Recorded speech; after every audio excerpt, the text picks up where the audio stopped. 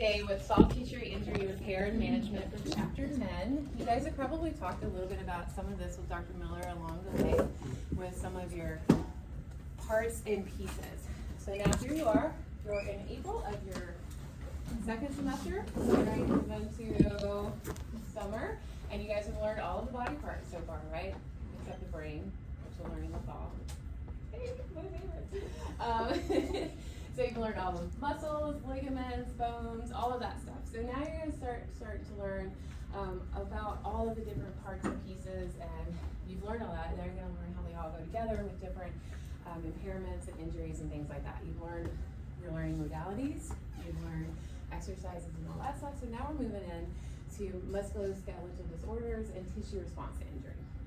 And so what we're going to do today is go through some of those musculoskeletal disorders, bless you, and then we're going to go through the different phases of tissue healing and all that good stuff. So first we're going to talk about some of those musculoskeletal disorders. I'm sure a lot of you have heard some of these. The first one is strain. Anybody ever had a muscle strain? Yeah, who's had a good one that really hurt? Yeah, what happened? My pec muscle. Okay, lifting too much? Benching. Okay. What about you? Hamstring. Hamstring, running too far, running too fast? No, doing too many sets of RDLs. Oh, see, yeah, see, not you guys are feeling proof it. that like working out is not good for you. could've been No, I'm just worse. kidding. Working out is perfect for you. Motion is motion, right? So strain is going to be overstretching or overexertion or overuse of a soft tissue. So this is going to be usually muscle or tendon, and it's going to be that slight trauma or unaccustomed repeated trauma. So like if somebody is sprinting and maybe they're not used to sprinting and they're like, hey, I'm going to start training and I'm going to run really fast, and they start sprinting drills and then they pull their hamstring and they're like, oh my god, what happened? That's going to be that muscle strain. Or maybe you're lifting too much at the gym and you pull something and then you have that muscle strain in the pec if you're doing a chest press. So with that muscle strain, if you see on the image there, you're going to have that tenderness right around where the muscle or the tendon usually attach. You're going to have pain at that injury site. So your patient or your client is going to talk about pain at the injury site. You might have some muscle weakness there, stiff or reduced range of motion, spasms and cramping, or soreness that increases with the movement, right? So I'm sure you probably experienced after you had that muscle strain with your pecs that if you tried to do something with that movement, it hurt. Same thing with the hamstring if you're running or doing anything there, you have that muscle soreness. You may have swelling or bruising.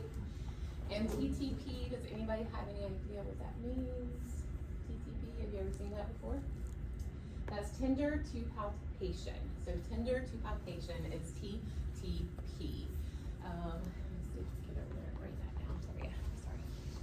Sorry. So if you have positive TTP, that means tender to palpation. So you would have positive. So if you see that on a note, that's what that means, tenderness to touch, right? So if somebody's pressing on it, it's going to hurt. And you're going to have decreased movement. So again, an example of a strain is going to be an athlete who sprints suddenly and forcefully, and they have that sharp pain at the back of the thigh. This is usually an injury that's not going to require sudden emergent care, usually just going to require rest. Don't do the same thing right away. You're not going to go and lift that same amount right away. You're not going to go and sprint right away, okay?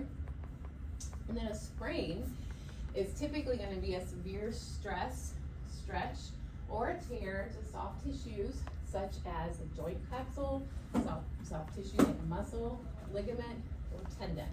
A lot of times this is going to be the ligament or tendon. I was still am hypermobile in my joints, and I would roll my ankles a lot when I was younger. I would just walk and fall and trip and roll my ankles, and I always had really unstable ankles. So I had a lot of ankle sprains growing up. Couldn't ice skate, couldn't do point when I did dance because my ankles just weren't strong enough, right? They just would roll all over the place. So I was like, all right, I'm not gonna do this. So I had a lot of ankle sprains. So this is gonna be that referring to the injury of a ligament, and it's typically a ligament. It's gonna be graded as a first degree, which is mild, second, which is moderate, or a third degree sprain. So we'll get into that here in just a little bit with those, how those are different. And with those different degrees, you're gonna have just maybe a little bit of a stretch on the first degree, and then the second degree you might see a little tear, and then the third degree is gonna be more of that complete tear for those sprains, and I'll show you a picture of those pretty soon. Again, with a ligament sprain, or that typical sprain, you're gonna have pain around the joint, difficulty moving, you're gonna have instability. So that's a key difference between the strain and the sprain, is that you're gonna have more instability with a sprain, right? Because now you're starting to bother more of the ligaments, the joint capsules, and the tendons. And those are the things that typically hold our joints in place and hold that structure a little bit more, right? So those are kind of like our rubber bands that hold everything together a little bit more. So if we damage those or stress them or stretch them, we're gonna feel more of that instability versus a strain, which is just that pulled muscle. So that's a key difference between the strain and the sprain, is the instability. You're still gonna have some stiffness there, reduced range of motion, and of course you're gonna have that pain that's gonna worsen with range of motion, weight bearing, or movement. It's no WB as weight bearing, right? Okay, perfect. Again, we're gonna have swelling, bruising, positive tender to palpation, decreased range of motion, and then with severe sprains, those moderate to severe, those second to third degree, primarily the third degree, you're gonna have maybe more of a noticeable deformity or that instability, right? So you're gonna have more instability with those third degree sprains. An example of this would be somebody who's playing basketball. Any basketball players in here? Really? I thought there was for sure be more than just one. Alright, that's a terrible example, but alright. So a basketball player, you're playing basketball, you're out playing rec basketball with somebody, and then you jump because you're trying to be Michael Jordan. Do y'all know what that is? Okay. Or Banchero, what's his name? Hello, Banchero. He was a terrible three-point shooter. Yeah, 21%. I don't think any of them on that team are good three-pointers, but whatever. Huh? Yes, that is correct. But they jump, they shoot, and they land awkwardly, and they roll their foot inward, right? What are they gonna do? They're gonna, and if I land and I roll inward, what am I gonna mess it up on my ankle? Right? So I'm messing up my inside of the ankle there, right? I'm messing those ligaments on the inside, right? On the outside, I'm gonna stretch those perineals, whatever you guys want to call them. So it depends on how the person lands. So if it's a basketball player, or just somebody running in general, or somebody who trips, or somebody who's just clumsy and walks wrong and steps down wrong off the step and they roll their ankle, that's gonna be more of a sprain. I sprained my ankle. You wanna hear my story? It's really embarrassing. You don't have to, but I'll tell you anyway, so just close your ears if you want to. So back in the day, when I was in college, we had phones that had cords, right? Remember those, anybody? You had to pick up the phone and it was attached. And we had radios where you actually had to, turn on the radio. So I was in my dorm room and I was listening because there was a concert going on. Have I already told y'all this story? Okay. This radio station was giving out concert tickets for Bare Naked Ladies. I don't know if you guys have heard of them before. No, they were a good band back in the day. They were giving away free concert tickets, but you had to hear where they were giving the tickets away, and then you had to get in your car and go to the area, the location, and be one of the first people to get the tickets. It was one of those stupid radio contests they don't do anymore. And they were fun, right? So I was on my side of the room, and the radio was on the other side of the room, and they returned it. They were like, "Oh, we got the location." So I decided to jump off the bed and turn the radio up, but my phone was laying out in the middle of the floor. It was one of those clear phones. You guys ever seen one of those before where you can see the parts ring and everything? Well, it was laying out on the floor, and I got tripped up in the cord because I'm graceful, and I fell, and I twisted my ankle, and I didn't think anything of it. And my friends go, and we go, and my ankle is gradually swelling up as we're going to get these concert tickets. And the next morning I wake up, and it is swollen, and I can't move it, and it is in bad shape, and I'm just like, "Let's go get some breakfast, guys, let's go." And they're like, "You can't walk?" I'm like, "I'm fine, it's fine." Needless to say, it was a sprain. I had to go to the doctor and the hospital and get like the crutches and the brace and all kind of stuff. So it was fine. We riced it and everything, but that was not quite as exciting as a basketball player, but that happened. So, but yeah, back in the day when you had phones and you had to worry about tripping on cords. Did you go to the concert? I did. I got the tickets. Okay. And it was a great concert. So it was worth it. Yeah, it was totally worth it. It's a great concert. So So, because it's a good band back in the day. So then that. Now you gotta pay $200. So. For concert nosebleeds, tickets. I know. So it's really a shame because I love concerts. All right, any questions on strain versus sprain? No? All right. So I made a little chart for you just to kind of help you keep those together, right? A sprain, again, it says ligament, but it can also be the tendons, the joint capsule, and the muscle. So it's just a little bit basic there, but kind of help you there, narrow it down a little bit just if you have some questions. We got the pulled hamstring and the rolled ankle are examples of the strain versus the sprain.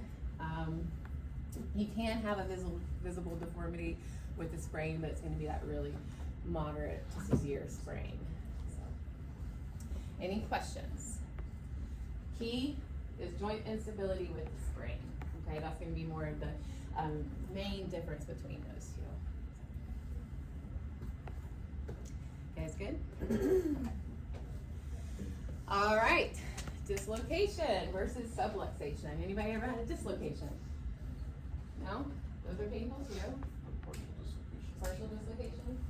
Had one of those too. Guys got a really clumsy Let's hear that story, therapist. man. Huh? Let's hear that story. All right, so again, this was before phones. Cell phones were popular. Something about these phones. I know. That's what I got rid of. That's what they got rid of. So I was in college and I was with my dog and I was running. We were in this beautiful forest up in North Carolina and I was running with my little puppy. And she wasn't on a leash because she didn't have to be. And she got ahead of me and she came back and tripped me in this big ditch. And I was in the middle of this forest without a cell phone. And I fell and I landed on my shoulder. Remember I told you I was hypermobile, always have been. And my shoulder just came out of the socket and it's just hanging here. It's very painful and I'm just like, oh my God, what am I gonna do? So I just sat there and cried and waited until somebody heard me. And finally somebody heard me and I had to call 911 and you couldn't bring the ambulance down into the forest because it was a forest, some trail, so they had to bring the stretcher down and give me an IV of morphine, I think, when they got there.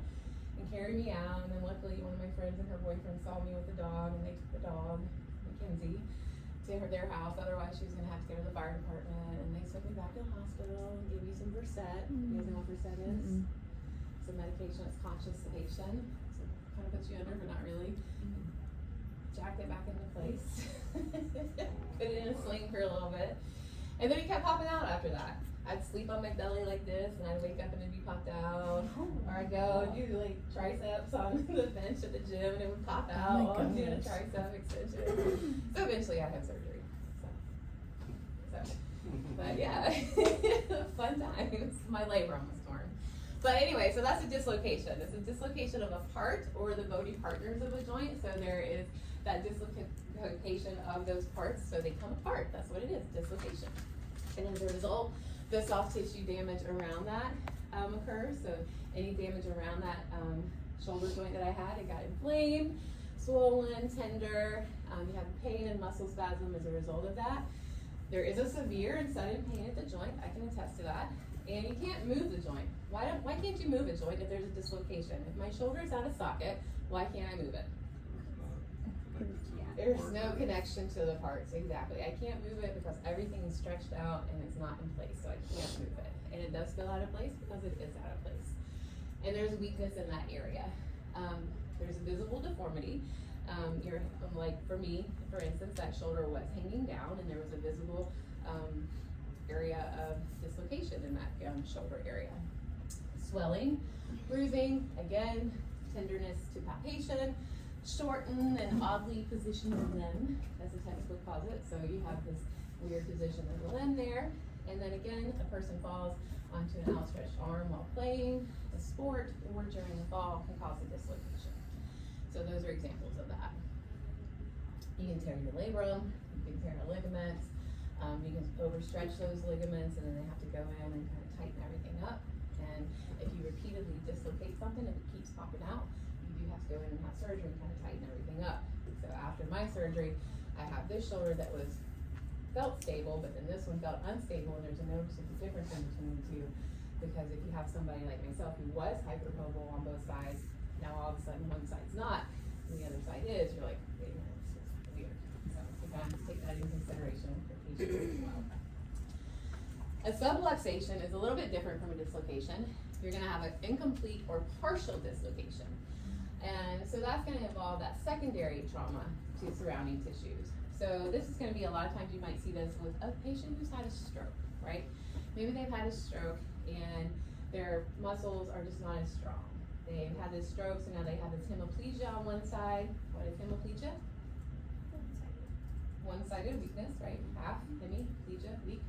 And so they have this hemiplegia on one side, and so now these muscles and everything are not strong enough to support them, and now they have this subluxation. So they just have this natural tendency for a slight little tendency for that joint to kind of subluxate. So it's not a full dislocation, it's just partial, and it's due to that secondary trauma. So now they've had this first issue, the stroke, and now they've got this subluxation that's happening. So now they've got that secondary trauma, the tissue swelling, all of that kind of stuff. So now they're still gonna have an incomplete dislocation, partial dislocation, but it's not the whole thing. Mild to moderate swelling again, bruising. They might have a slight mild misalignment. So if Joe had a stroke, God forbid, and I come over, I might be able to see that there's a 2-finger displacement at his AC joint, right? Or his GH joint. So I'm gonna come over here and I'm gonna see that there's 2-finger displacement here. So a lot of times if you have a stroke patient, they might have like a 1 and 2-finger displacement. And so they have this space in between their joint here. And you have to give them weight-bearing exercises to kind of help it go back into place, because now they've got this space here at the shoulder joint, and we want to decrease that space. So we'll give them weight-bearing exercises to help it kind of go back into place and shorten those muscles again, or we'll give them a sling to help hold it into place, or give them a proprioceptive sling that will give them support here at the hand and kind of push it back into place, right? So it's a very small area of space that's there, but we have to kind of help them get that strength back and put that space back in, put that space back together so that they can fully use that again. It does move abnormally. Why would it move abnormally? It can move it, but why is it going to move abnormally?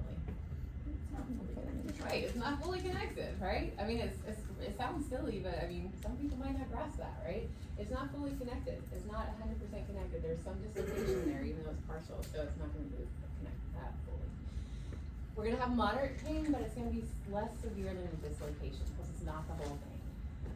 It might feel like it's unstable or slipping. They're going to have discomfort when they move it.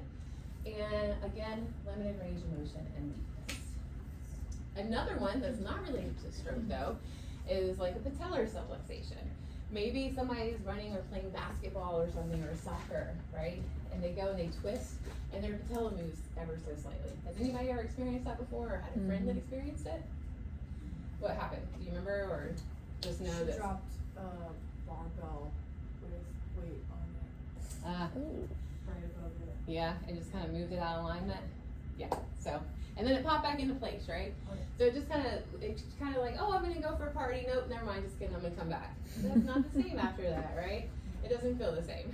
So you can have a slight movement or trauma to it and it twists a little bit and then it comes back. So it gets out of alignment a little bit, pops back into place, but guess what you feel after that?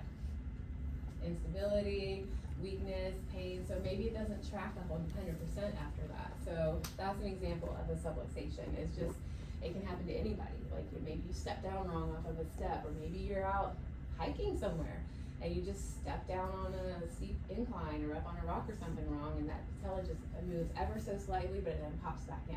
That's an example of subluxation. All right, any questions on that one? Good. All right, and there again is another little chart just to kind of help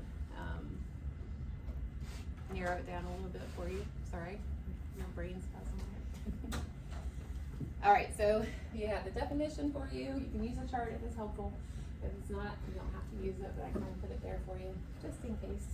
So again, the swelling and bruising is going to be more significant on the dislocation versus a subluxation.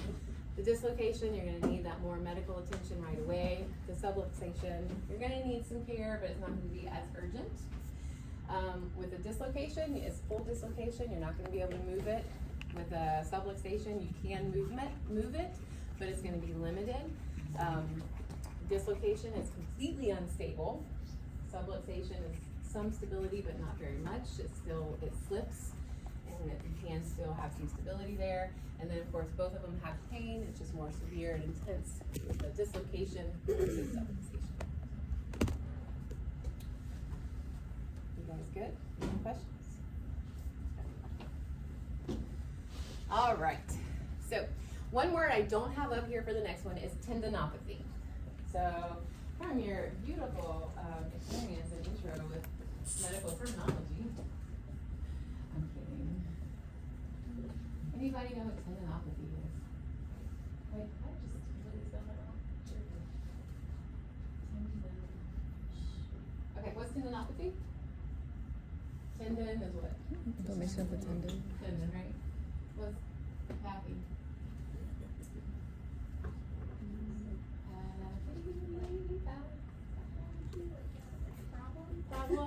Problem, but more along the lines of maybe like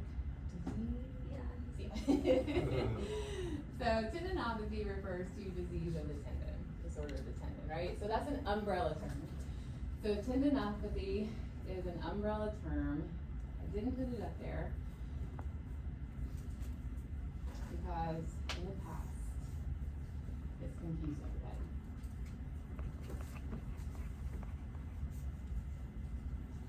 Because you have tendinopathy, then you have tendon rupture, then you have tenosynovitis, then you have tendinitis, then you have tendinosis.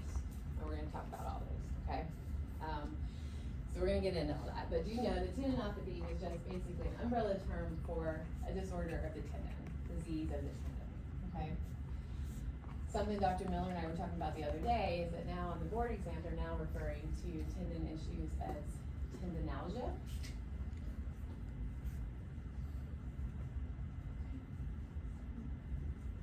Anybody have any idea what that is?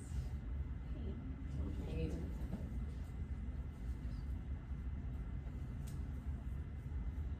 And the reason that the board exam is now kind of referring to tendinopathy issues as tendinalgia is sometimes you're not sure of what's causing the tendon pain. It could be tendinosis, it could be tendinitis, it could be tenosynovitis.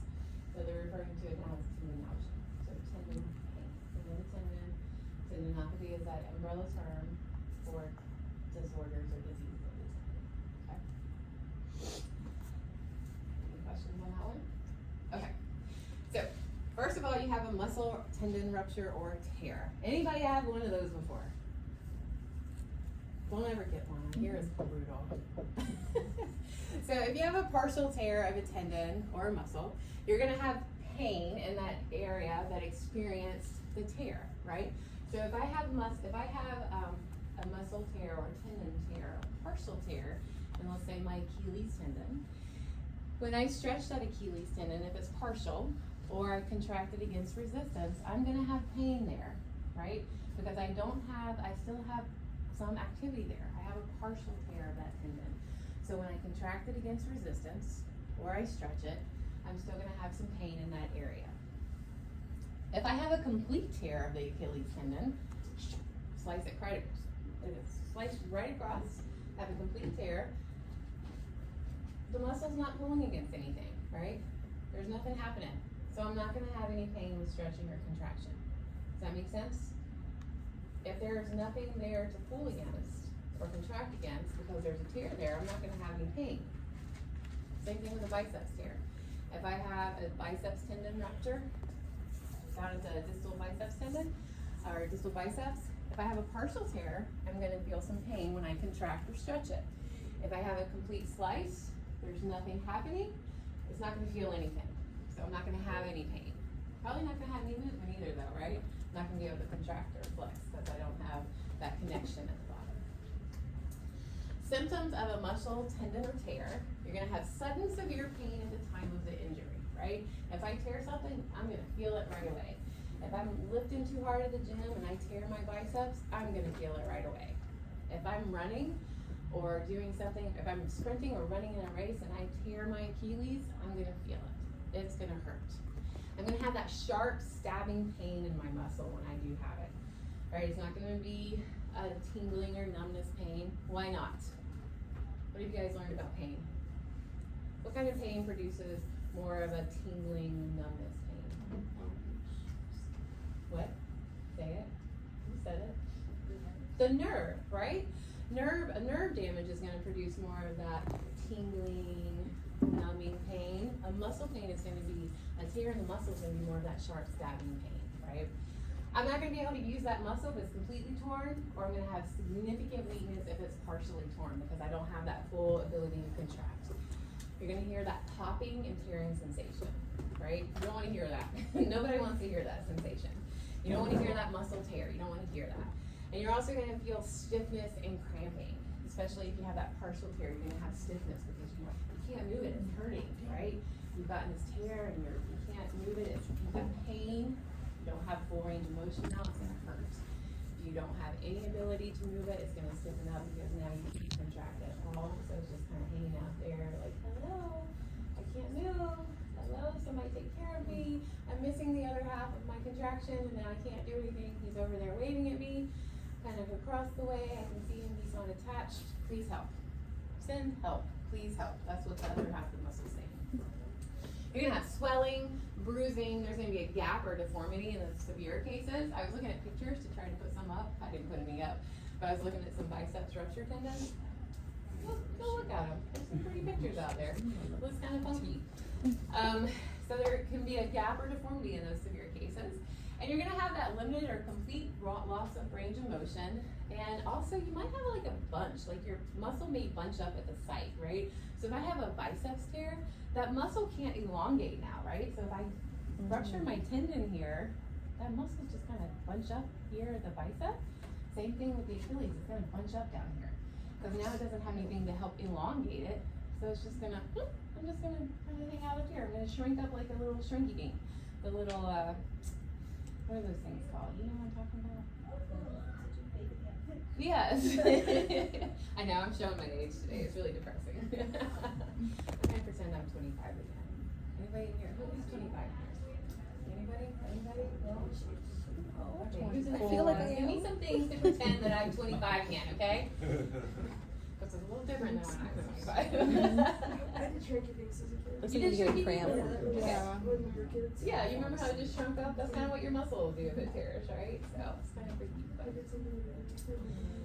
So again, the ruptured biceps when weightlifting or Achilles tendon. It's not, now these are not limited to athletes though, or young people. I've had people in their 50s, 60s, 70s who have had bicep tears just from doing simple things like lifting something out of the car. Because what happens when we get older? We don't stretch. We don't stretch, we don't move, we lose our muscle strength. Remember sarcopenia from that long geriatric section last year? Was it last year? I don't remember anymore.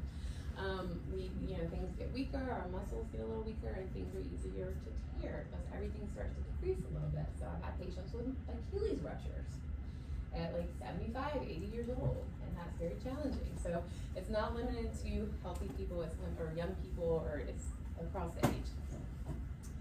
All right, so that is our muscle tendon ruptures and tears. What about tendinosynovitis? That is the inflammation of the synovial membrane covering a tendon. You guys know what the synovial membrane is? What is it? Very nice, very nice. Okay, it's the membrane that secretes fluid that surrounds the tendons that helps protect it, right? It's got the synovial fluid. We always tell our patients, you want to make sure you're moving something. You want to keep that synovial fluid moving so that you're keeping those joints lubricated, and if they don't get stiff, we want to keep that fluid moving, that synovial fluid. But if we have inflammation of that synovial membrane, we're going to have pain specifically along the tendon. The picture I have here is de Quervain's tendinosynovitis. Are you guys familiar with that? Did y'all maybe touch on that with Dr. Miller at all? De Quervain's? Okay. Can't see very well.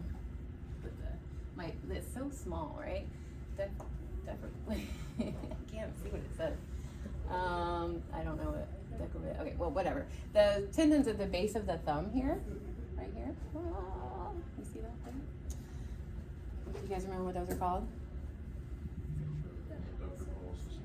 Yes, say it again. Hallucis longus and brevis, yep. So we have these here, right? We have these tendons here that go down. They're like the hallucis longus and brevis for the thumb. And then we have the synovial membrane here that goes right around here. And so when these are, that is a really bad picture, isn't it? So when those tendons are inflamed, that synovial membrane gets inflamed. So now these are going to be sore. They're going to be very tender right along this tendon.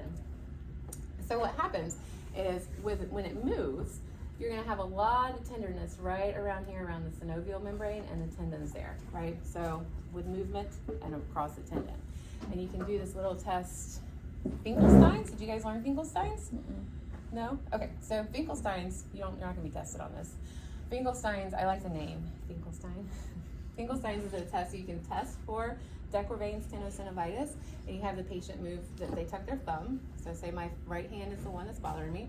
I'm going to tuck my thumb this way and move my hand into ulnar deviation, or this direction. And I'm going to have pain right here if I have positive for tenosynovitis. And if I have that, I'm going to have pain right along the tendons at the base of my thumb, right? And that's usually going to be positive if I have tenosynovitis here, the decurvain tenosynovitis. So now I've got this tendon, I've got that tenosynovitis here at the synovial membrane. I'm going to have stiffness in the morning or after rest. Why would I have it in the morning? Why do you think I would have stiffness in the morning? Because you're not moving. You're not moving, right? It's like, oh, I'm not having it. Why? Well, think about it. You're not moving, right? So I have stiffness in the morning. I have stiffness after rest because I'm not moving my hand around much. So what happens if you're not moving your hand around? You're not moving your fluid around, right? Same thing with knee osteoarthritis, right? If somebody's been sitting for a very long time in one position and they have knee osteoarthritis, and then they're like, oh my gosh, I got up to go move and my knees are hurting. It's because you've been sitting for a very long time. You haven't been moving that fluid around. You have swelling along the tendon. You're also going to have crepitus. You guys know what crepitus is? Have you ever felt somebody's knee and you hear that creaking sound under the knee? That's what the crepitus is. So it's like the fluid and the tendons kind of moving around with each other, and it sounds pretty scary. You could probably feel it in my knees right now, but it sounds worse than it feels a lot of times, but eventually it starts to feel worse than it sounds. So just keep that in mind with your patients and yourself. But it's like this creaky sound that you feel under your knees or under your joints and around that happens when you move that tendon.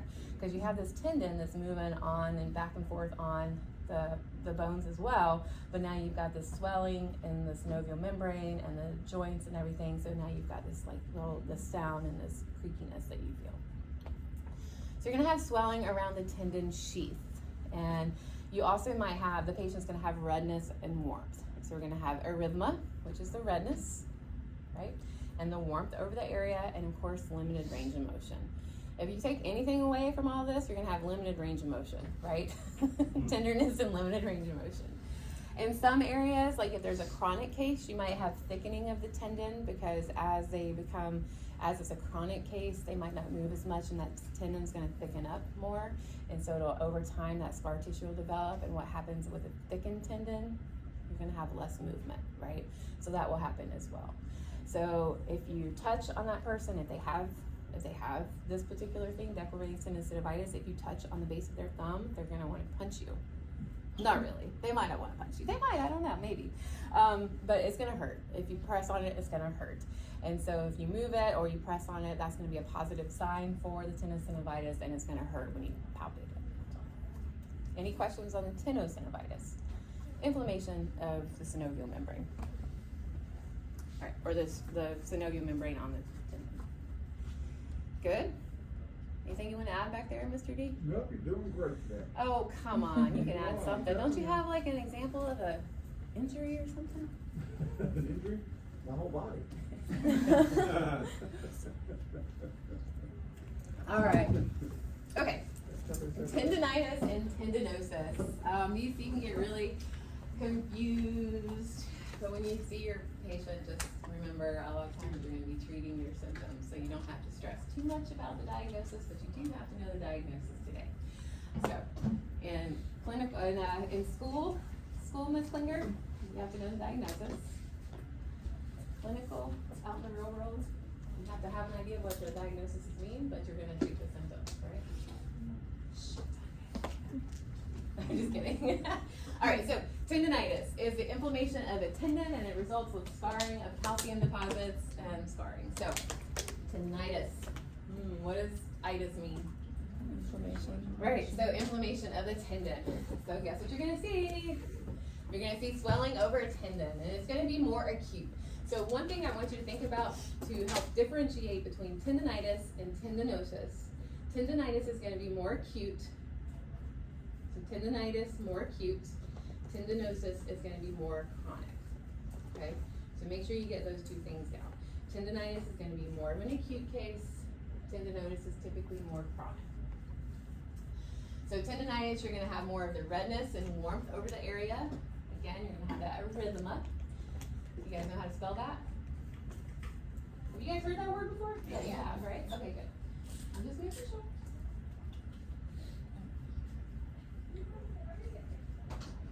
All right, and you're gonna have thickening of the tendon in chronic cases, which becomes tendinosis. Again, limited range of motion due to pain, and when you press on that tendon, you're gonna have pain is reproduced, right? So you're gonna have pain reproduced with movement and pressing on the pain. So if Joe here has tendinitis of the elbow tendon, lateral epicondylitis, when I press on the tendon, he's gonna scream, ow, ow. Or when he moves his elbow in certain directions, it's gonna also hurt. Symptoms, pain at tendon site, and with movement, tenderness, stiffness in the morning or after rest, again, because we're not moving those joints, we're not moving that fluid, mild swelling, discomfort with repetitive movements. That's a key component that you need to be aware of because how is that gonna direct your treatment and when you're learning about your patient? Tendinitis is typically caused by something that occurs with repetitive movements. When you hear tennis elbow, what does that make you think? Right, I'm repeatedly hitting something the same direction, right? So I have repetitive movements coming, and now I'm coming in to complain about my tennis elbow. So I'm completely hitting the same thing over and over again. I got tendinitis of my elbow, repetitive movements of the tennis swing. My son with baseball, he moved from 12U to 13U. All of a sudden, it was overstressing his rotator cuff or biceps. They could never figure it out. One day it was biceps tendinitis. The next time it was rotator cuff tendinitis. Big picture, he was doing mechanics wrong, and he was doing the same thing over and over, wrong mechanics, and so it got worse. So he had tendinitis. He had to lay off for a little bit, couldn't throw, had to strengthen those muscles because it was a repetitive movement with the wrong mechanics that was causing him to inflame that area and cause pain. So he had discomfort with repetitive movements and increased activity when he did those repetitive movements. So when he increased his throwing, it made it worse. When he kept doing it, it made it worse. I'm doing push-ups, Mom, it made it worse. Stop doing the push-ups. I swung the bat to me, stop doing it, stop doing it. If it does it, don't do it, right? So examples of this are gonna be lateral epicondylitis or Achilles tendinitis. I ran 20 miles every Saturday for 5 weeks and my Achilles hurts. What do? Throw me back, right? I decided to run 5 miles every other day and increase my speed, and now my foot hurts. You gotta change what you're doing, right? It's the same thing every time. So that's what that tendinitis is usually gonna be caused by repetitive movements. Somebody's painting their house and they're painting up and down overhead. I'm painting. Oh, now my shoulder hurts. It hurts all the time. It hurts all the time when I lift overhead. When I do this, it hurts. What about when you do this? Oh, it doesn't bother me, but when I do this, it hurts. What have you been doing? Well, I've been painting all the rooms in my house every night, and I've been doing this motion a lot. What do you think is causing it? All right? So you gotta really talk to your patients and figure out what's going on with them. Sometimes they don't tell all that information. Tendinitis. All right, so tendinosis is a degeneration of tendon caused by repetitive microtrauma. So this is where it becomes more chronic. So maybe somebody started out with tendinitis and they're stubborn and they just keep going and going and going and going, and then eventually it just always hurts. That might be more of this tendinosis. And this is where you're gonna have more of a thickened or irregular tendon. So you might feel that when you palpate their Achilles tendon or their patellar tendon or their lateral epicondylitis or their lateral tendon here. They might have more of that thickened or irregular tendon.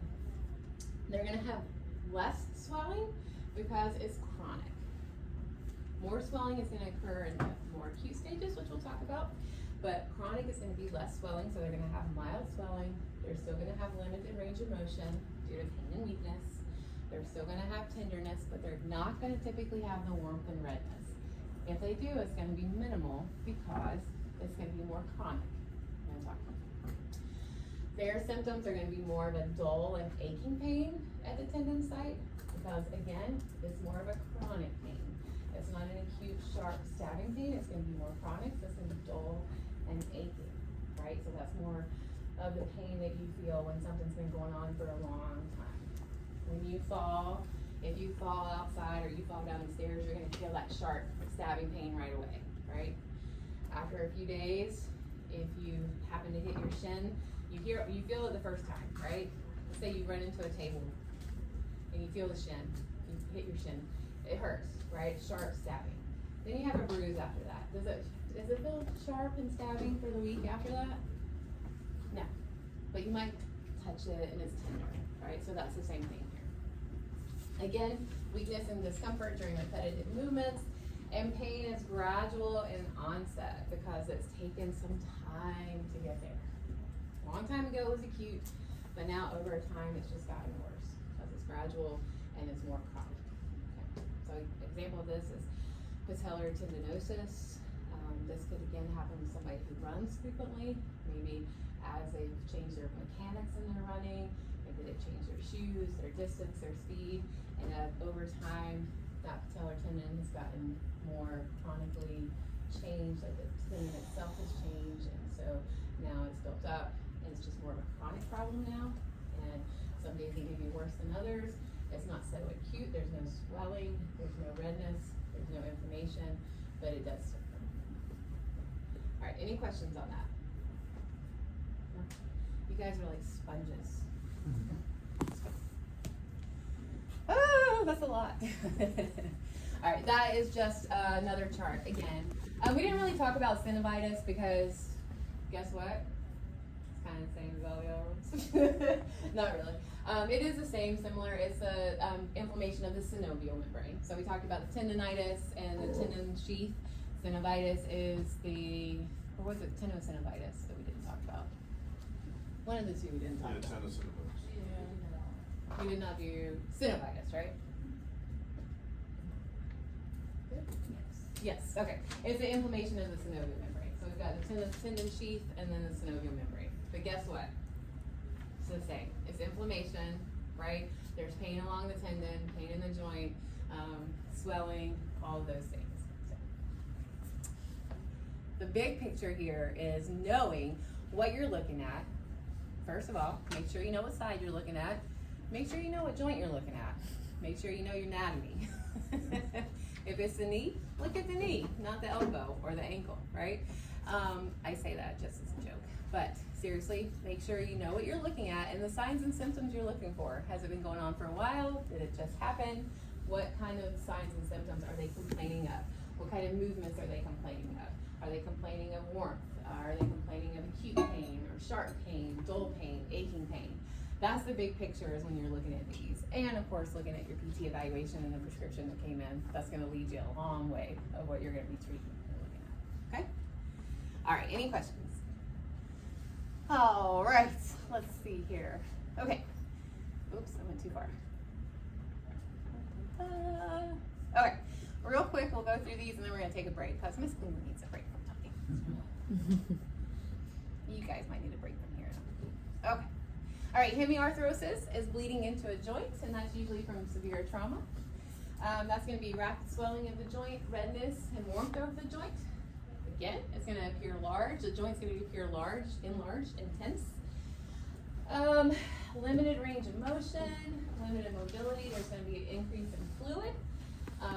So the mobility is going to be limited. You're going to have accumulation of that fluid, so you're going to have increased pain and visible bruising.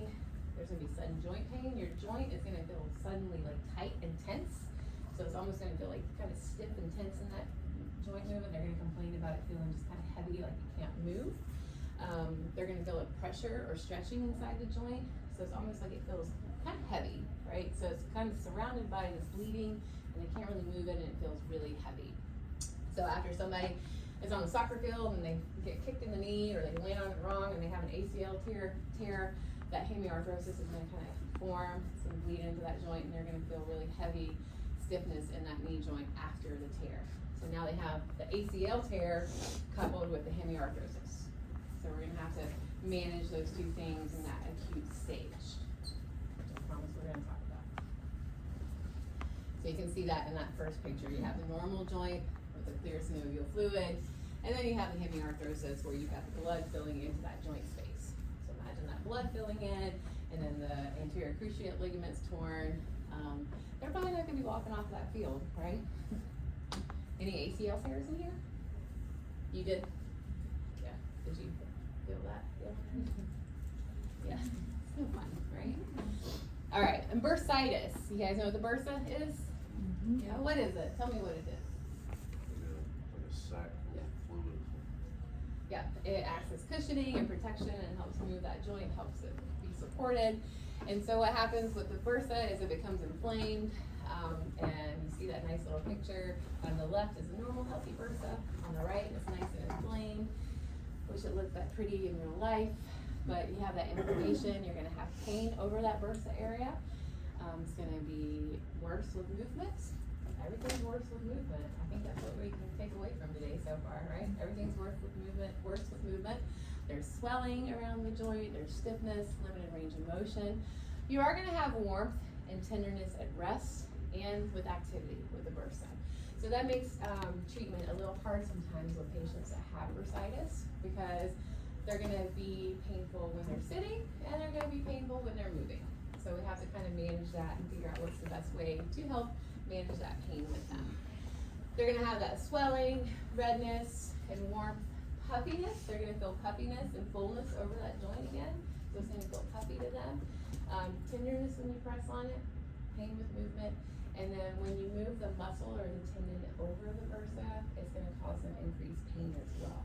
So have to kind of be careful with how we manage it. We're gonna limit motions and exercises that aggravate that bursa. So again, it's gonna be dependent on where the bursa is and what you're treating.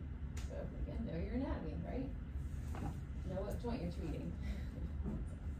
And then prepatellar bursitis is an example of this. It's housemaid's knee. So that prepatellar bursitis is that bursitis right underneath the patella. And that one is kind of hard to treat sometimes because we're using our knee all the time, right? We're squatting, we're going up and down stairs, we're stepping over things, we're walking, right? You have to bend and straighten your knee to walk. And so if you have the bursitis that's inflamed under that kneecap, it's gonna be painful. So we have to work on things that will help with that. And so we're gonna talk about that later in lab.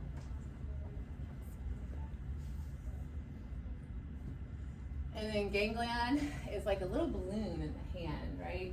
A lot of times it's gonna be in the joints like the foot and the hand.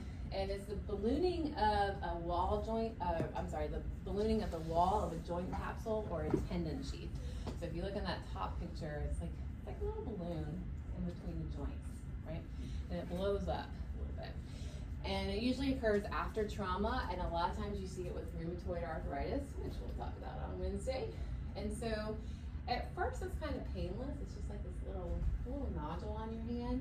But then what happens is it starts to press as it grows. It'll start to press on your nerves, or the patient's nerves.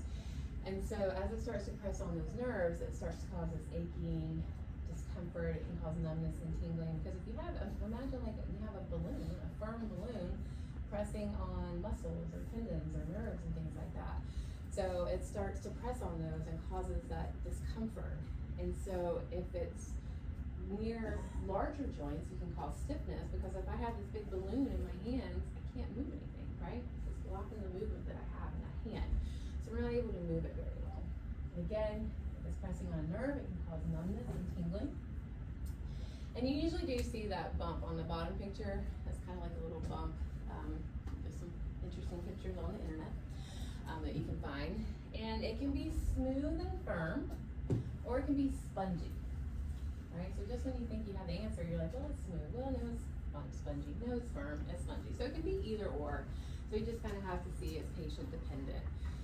And it is not warm or red.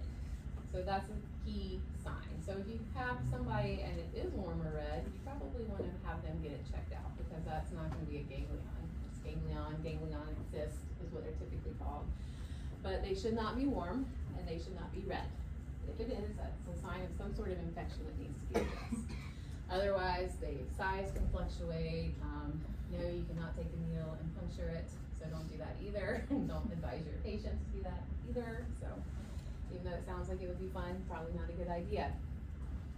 So that is our ganglion. Now, a lot of times people will get them in their foot and ankle, right? They'll get something on their foot, and then they have numbness and tingling or just aching in their foot, and that makes walking very challenging for them. Contusion, you guys know what contusion is, right? We've all had one, I'm sure, at some point. Huh? Yeah. I fell off one of those electric scooters once. Somebody fell off it or I wrecked it. We'll go with wrecked. It's more fun. It's New Year's Eve, I'm pretty sure I probably wrecked it. So I was with a bunch of little kids and they're like, Miss Melinda, get on the scooter. I'm like, okay. Not a good idea. And so I had a big contusion right on here. That's pretty. But I did fall and hit and I had a contusion. So that's going to result in capillary rupture. You're going to have edema, bleeding, that inflammatory response. You guys have learned about that, right? A little bit, maybe? We're going to talk about it more. Pain, tenderness. Sometimes you might have that lump at the impact site. So it might be really kind of soft around and then right in the middle you're going to have that hard lump right in the middle where everything's happening. Swelling, discoloration, and tenderness. A bruise, right? A big contusion bruise. And then overuse syndromes, cumulative trauma disorders, and repetitive strain injuries.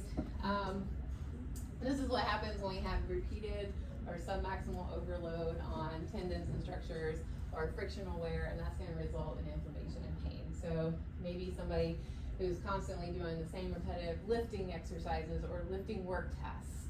It can be athletic, it can be work related, just the same things that continue to happen. Or maybe somebody had acute injury years ago, but they now continue to do those things. Like as somebody who runs, maybe somebody had a running injury years ago, and they continue to run, and they continue to have pain in their knee or pain in their hip, and they just continue to have those overuse injuries.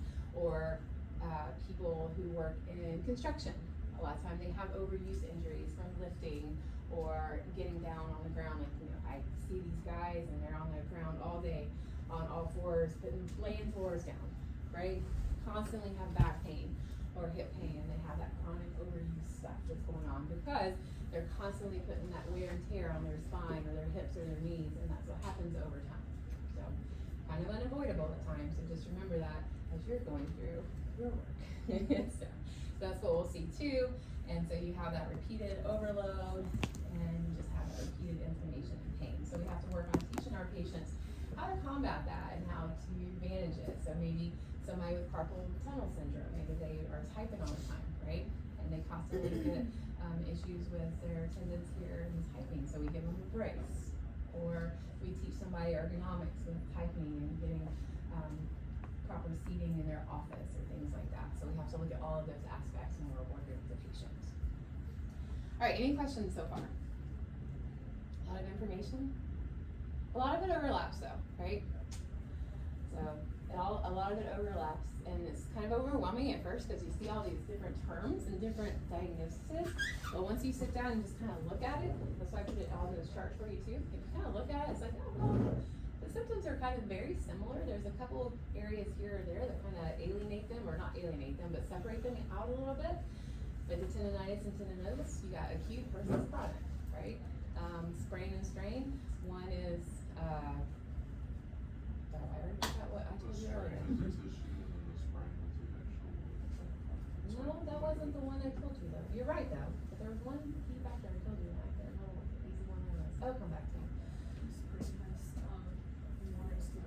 Yes, thank you, that was it. I was like, I know I told you, now I can't remember what the key word was I told you to. So think of things like that. Sprain, instability, strain is just more pain, right? So just think of little things like that. But we're gonna take a break. So like 10 minutes or so, and then we'll come back and finish up. But we're gonna go through some fun stuff here soon. All right, we're gonna go on with more clinical conditions from trauma and pathology. So, all right, dysfunction is just dysfunction just describes your loss of normal function or tissue region. So the loss of your normal function from the tissue or region due to adaptive shortening of the soft tissue. So this can be from just adhesions, muscle weakness, soft tissue structures being shortened, things like that. You also have joint dysfunction. So there's dysfunction, and then there's joint dysfunction. So joint dysfunction is the mechanical loss of normal joint play in synovial joints. So that's going to be due to trauma or immobilization. So if somebody has, maybe they had to have surgery, and they had to have their arm in a sling for a prolonged period of time, or maybe they were non-weight bearing and had to have their knee in an extension brace for a very long period of time, sometimes they can have decreased joint play after that. And that can be kind of a problem sometimes, because if somebody has a significant surgery or something like that, a lot of times we'll have somebody that has a femur fracture and they have to be in an extension brace and they can't move any kind of knee flexion or hip flexion or anything, and they have these braces. And they'll be in this brace and they'll have to have extension for a very long period of time and non-weight bearing. And then when you get them out of that brace, eventually, finally, they have joint dysfunction because they're just so tight because they weren't able to move during that period of time, for a period of immobilization for like 6 to 8 weeks. So now we've got that issue where we have to get some of that joint play back. Disuse, right? So if I have pain in my arm, I decide not to use it because it hurts when I use it. I'm not going to use it. So what happens is I get frozen shoulder. Right? Maybe I get frozen shoulder, so now I have this joint dysfunction of the shoulder because I'm not using it because it hurts, and now I've got adhesions, things like that, and so I'm not using that. Aging. So aging can cause that joint dysfunction. We have pathological changes, osteoarthritis, osteoporosis, anything like that that can cause changes in the joint itself. That means we might have joint degeneration, joint shape changes, muscle shortening, anything like that will cause that mechanical loss of the joint play again. So we're going to talk about some of those disorders on Wednesday. Pathological conditions like rheumatoid arthritis, we're going to talk about that on Wednesday as well. So we have that. So joint dysfunction is going to be because of those changes in your joints, and that can be kind of challenging. A lot of times that's why people have knee replacements. They have pain because they have that degeneration of the knee joint, so they have loss of synovial fluid, they have loss of cartilage, they start to have bone on bone. I'm going to tell you right now, PT is not going to fix bone on bone. Right? We're not going to fix it. We can help give them exercises for the surrounding musculature. We can give them pain modalities like E-stim, ultrasound, joint play like mobilizations, oscillations, things like that. We can give them braces, but we cannot change the function and the structure of the joint. And so if it's bone on bone and it gets to that point where they can't handle that, they will go and get that knee replacement, because we're not going to be able to change an arthritic dysfunction, right? So we can't change that, and then we lose that joint function. A contracture is the adaptive shortening of skin, fascia, muscle, or joint capsule that prevents normal mobility or flexibility. Please understand, contracture is different from muscle tightness, right? I have tight hamstrings, right? I have a tight hip joint. That's different than a contracture. A contracture is something you're going to see in those bottom pictures there. A contracture is something you'll see with a patient a lot of times that has a neurological disorder. So somebody who's had a stroke and they don't have the muscle force to move, or they have spasticity that causes those contractures. So they have a lack of muscle firing, so they have increased spasticity, which is muscle tone, not strength muscle tone, but muscle tone where the central nervous system isn't operating correctly. And so they have overactive flexors, per se. So now they have a flexion contracture where they're stuck in bicep flexion, wrist flexion, and finger flexion. And they don't have active ability to extend when they need to, so we have to work on that. So they are stuck in this position. That's a contracture. Different from muscle tightness. A lot of times people get that confused. I just want to make sure that you understand there's a difference. So I can have a tight gastroc, right? Anybody who has tight gastrocs when you stretch hamstrings, you go and do the sit and reach test, and you're like, oh my God, it hurts so bad. That's different than a contracture of the gastroc. A contracture of the gastroc means that I can't move that gastroc very well. It's tight, but it's a contracture, meaning it's got to have specific muscle techniques and stretching in order to activate the muscle. And it's because of that shortening of the skin and fascia, everything that inhibits that mobility and flexibility. So tight muscle is different from a contracture. Contracture is more of a permanent thing that we have to work with certain modalities, splints, things like that, neuromuscular techniques to prevent or to mobilize. And then adhesions are abnormal adherence of collagen fibers to the structures around the joint due to immobilization, after trauma, or due to surgery. So again, maybe somebody has that adhesion from a frozen shoulder, they haven't been moving their shoulder for a while, so now they've got these adhesions. After knee replacements, if we don't start moving their knee in an appropriate amount, the correct dosage, and depending on where their knee replacement was done, whether it was medial or lateral or what part of the knee was cut, we have to make sure that we mobilize the scar, because otherwise, if they don't have a mobile scar by the end of their rehab, they're gonna have difficulty facilitating and achieving full knee active range of motion of flexion and extension. And if we don't have full range of motion of extension and flexion, that's gonna impact gait.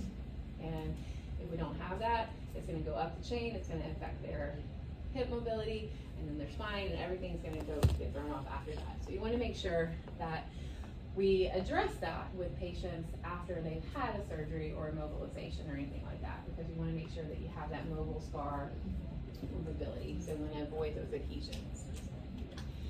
If you look at the top, this is an example called the I never can say this. Mr. D, why don't you say it for me? How do you say it? That's what I call it. Dupatrans. It sounds funny to me. Dupatrans. Contracture. So, Dupatrans. It just sounds like funny. a transformer, though. Right. It does. Dupatrans. Man up, Dupatrans.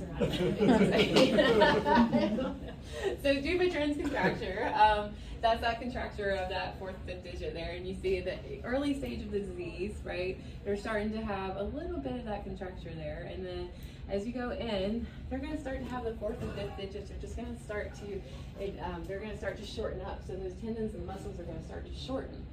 But we can stretch, but it's not going to completely alleviate that. So they're going to need something like a hand wrist or a wrist splint or a hand splint to help hold those fingers, those digits into more of an extension. And then as the disease progresses, those fingers aren't going to be able to unbend at all.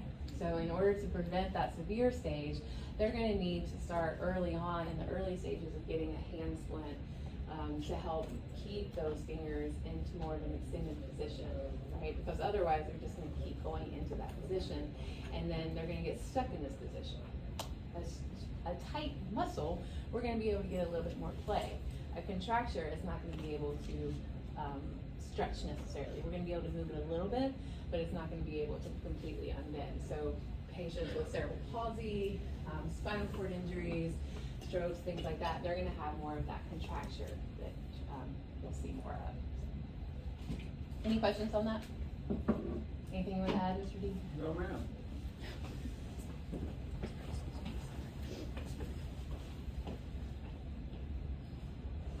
All right, so when you have somebody that has these soft tissue muscle issues, I have a nice little picture here over to the right. I probably should have made it bigger. You guys like that one? The meaty leg, I think it is. That's compartment syndrome.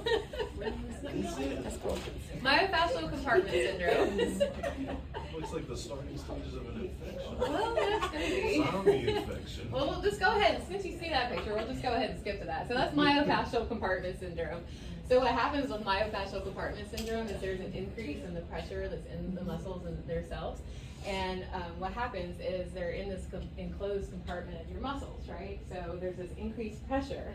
And, you know, if you look at your leg muscles or your arm muscles, you can only go so far, right? It's like a balloon can only blow up so far before it pops, right?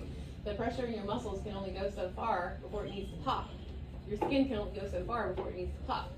So what happens is there's this pressure inside of the muscles that's happening, and so you're in this compartment, your skin, that's not going to go anywhere.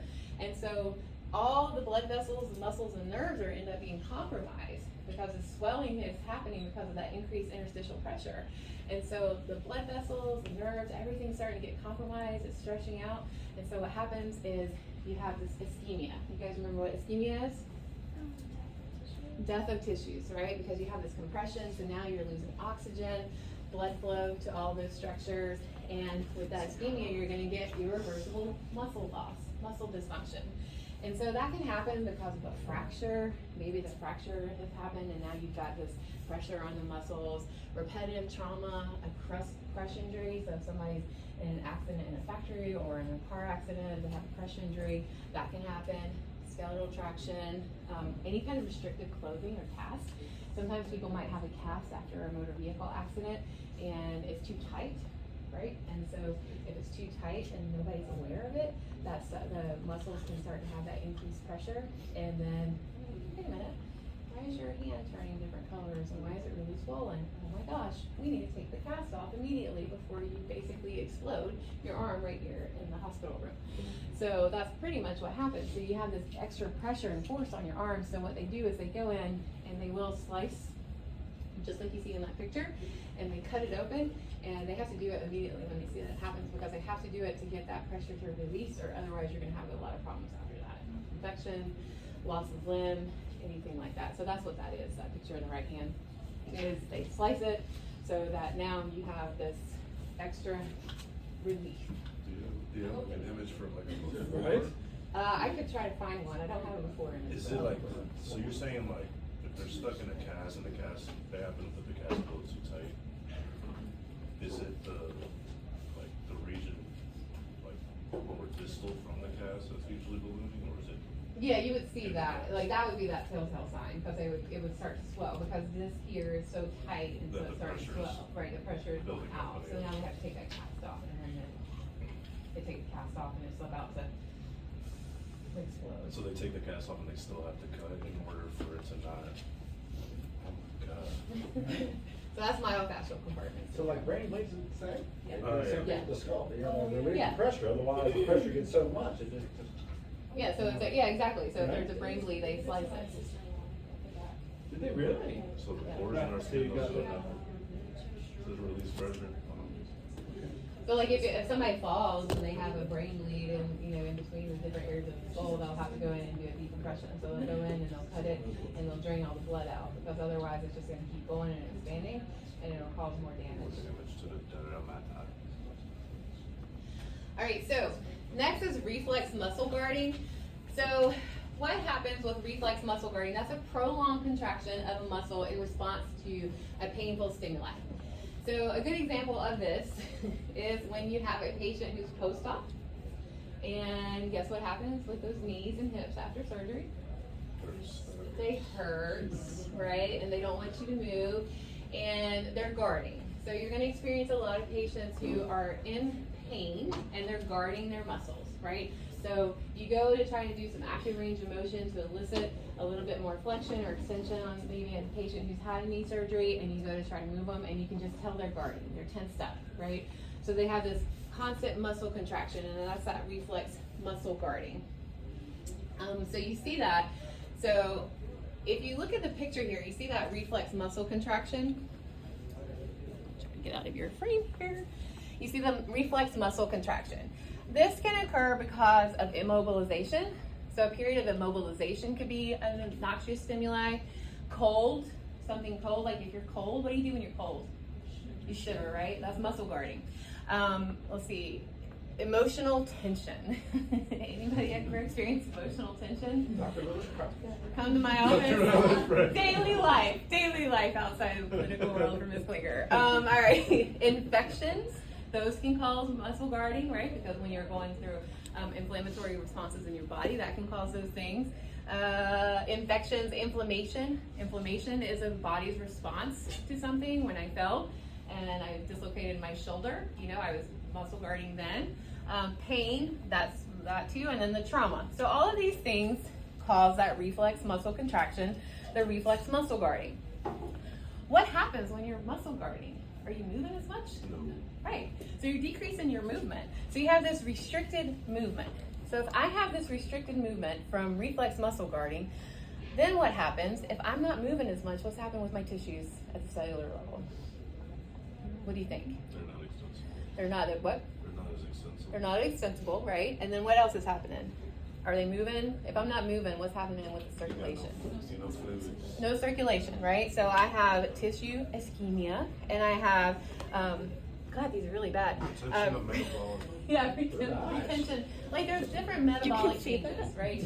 So there's a lot. Still. I know it's really hard to see. It's in our blood, but it's still hard to see. It's at a good distance. It goes further away, yeah. Yeah, right? And I even have glasses. So circulatory stasis. So basically the circulatory functions that we need to have are not taking place. I'm not moving, so I don't have circulation. I don't have the metabolic stuff going on. So now I don't have that tissue function. So now, because of that, I have pain. Because pain is also a result of cellular functions, right? At that cellular level. So I have the reflex muscle guarding. As a result, I have restricted movement. Because of the restricted movement, I have these cellular changes that are now increasing my inflammatory response, and I have pain, right?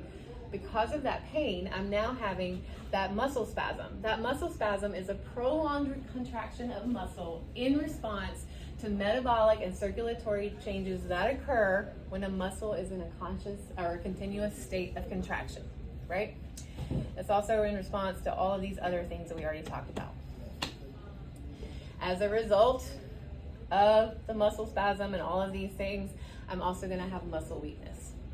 So now I have muscle weakness due to chemical, systemic, or local lesions of a nerve, of the central nervous system, or the peripheral nervous system, or the myoneural junction. So all of that is a direct insult to muscle or inactivity result. So that's what all that, so whenever you're guarding, that's what can happen. Restricted movement, metabolic and circulatory changes, that leads to that pain response and the muscle spasm. And it is a vicious cycle, vicious circle. So our job as therapists is to address that through all of our little modalities and exercises and all of that stuff, okay? So make sure you know that picture pretty well, because that pretty much depicts what you're gonna do in therapy, right? All right, any questions on that? Does that make sense? Yeah? Good? All right. All right, oh, here is the severity of the tissue injury we talked about earlier. For the muscle strains, you have grade 1, which is just that mild swelling and local tenderness. You're gonna have mild pain at the time of the injury and within 24 hours. Grade 2, you have a slight little tear. That's a 2nd degree. That moderate pain is gonna require you to stop your activity. And you're gonna obviously have stress and palpation are gonna increase the pain. And that small ligament tear may increase joint immobility, or may cause increased joint mobility. So that means joint instability. I know it says joint mobility, but it's going to increase that mobility. And of course, grade 3 is that near complete tear, and that's going to contribute to increased instability of the joint. If it's a torn tissue, it's going to be painless because It's gone. it's gone. You can't feel anything. Those ascending and descending tracks have been disrupted because there's no muscle signals going. All right. So make sure you're familiar with those grades there. Grade 1, 1st degree, mild pain, mild swelling, there's no tear. Grade 2 is that moderate pain. You have to stop the activity when they have that grade 2. And then grade 3, you're gonna have that near complete tear or avulsion, and they're gonna have that complete instability of the joint. You may not have that pain. Okay. So this picture you need to be very familiar with. Does it look kind of crazy? It's okay if you say yes. A little bit, maybe. Okay. So when you look at A, well, look, this picture represents our range of motion when we start to feel pain and tissue resistance. So if you look here, A, this end of the pictures is the beginning range of motion. So this is our beginning range of motion is on this end. And this is how far our range of motion is on the very end, the anatomic limit of range of motion. And then this area here That little squiggly line at the very end is where you would typically feel tissue resistance with somebody, okay? So for instance, can I borrow you for a second? Absolutely. I'll just come over here. So let's say Mr. D, I have his arm here, right? So I'm gonna take it into, let's go to elbow flexion. So Okay. this is his normal range of motion, right? Perfect, okay? So this is the beginning of his elbow. He's a skeptic. I'm a skeptic, yeah. Did you hear my gonna call it crepitus? pocket. I did hear it. I heard it too. All right, so we have elbow extension, and now we're gonna go from normal elbow extension, and we're gonna go into all the way into elbow flexion, right? He's normal, right?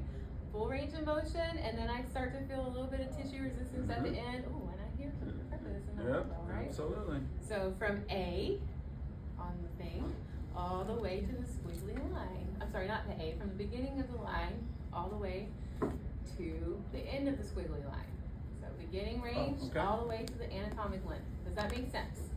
Just, you talking about just the squiggle? Just as the From straight point- line, so for the straight line. So look at the bottom picture, you got the beginning range. Oh, I'm sorry, I was looking at the wrong one. Yeah, sorry, that was Yeah, my no. bad. Yeah, the very bottom. The very Ladies bottom and line, gentlemen. we have beginning range, Yep. and then we've got range of motion, and then overpressure is the anatomic limit. You guys got Gotcha. that? Yeah. Okay? Yep. Now, if you look at A, letter A, he's in the acute stage of injury. He hurt himself, okay? He hurt himself. He got, let's say you ruptured your bicep. Very nice. Strained your bicep. You didn't rupture it all the way. Okay. So I'm gonna start to move his range of motion, and he is gonna start, he's gonna start to hurt right there, right? So very early on in the range of motion for A, do you see that big ugly pain sign? Yeah, boy. You see the big ugly pain face? That's where he's starting to feel his range of motion, right? So I can't even get beyond half of the range of motion, right? Because he's already starting to feel pain. That's the acute stage of range of motion. That's the acute stage of his injury, okay? So normally I can do this and give him a little bit of overpressure, but in A, his acute stage, I'm gonna get right about here, and that pain is screaming at him. It's going, no, don't go any further, I can't do anything. That's as far as I can go. He's in the acute stage. We're stopping right there, all right? Because when he's in the acute stage, he has this injury. He's got to let those tissues heal. He's been injured. The tissues are a mess. Cellularly, they need to regroup. They need to heal. All of the things happening at cellular level, the fibroblasts, the collagen, everything needs to settle down for a minute, regroup, and heal so that those tissues can heal appropriately. So that's what's happening. So in the acute stage, I'm only going to get a little bit of range of motion before the pain starts to be felt, and I'm not going to get to go any further. Okay? Does that first part make sense on that diagram? Okay, sure? Okay. All right. For B, this is where we're going to go into the early subacute stage of somebody that has an injury. So if you look at B, I'm going to be able to take him all the way towards almost to the end range where we can start to feel a little bit of tissue resistance, and that's where he's going to start to feel his pain. So now he's in his early subacute stage, so we've been doing some stuff. So I'm going to take him to about right here. He's going to start to feel some pain, right? But I can still take him there, but this is where he's going to start to feel pain. This is right where he's going to start to feel that tissue resistance, right? So he's starting to feel pain here. This is that early subacute. So now I can take him from full range of motion of extension almost to the end range of motion, but not quite, and this is where he starts to feel pain. So pain's calmed down a little bit, but he's still pretty pissed at him. I'm sorry, mad at him. Sorry. He's still mad at him towards the end, but we can't go much further, okay? So we're gonna stop there, and that's where we're gonna focus our therapy on that point, okay? That's the early subacute stage, which we're gonna talk about in just a few minutes, and I'm gonna make all of this make sense a little bit more. Now on C, this is the late subacute and chronic stages of his injury. So now, we're gonna be able to go from here, full range of motion of extension, we're gonna go all the way, we get to go beyond his tissue resistance, we get to go almost to the full end range of flexion before he starts really feeling that pain. So the pain's kind of like, okay, whatever, I'll let you get to this point, but then I'm gonna fight, right? He's gonna have expected pain towards the end of that range of motion, but we can get a little further now because he's in that late subacute and chronic stage of healing now for the tissue repair.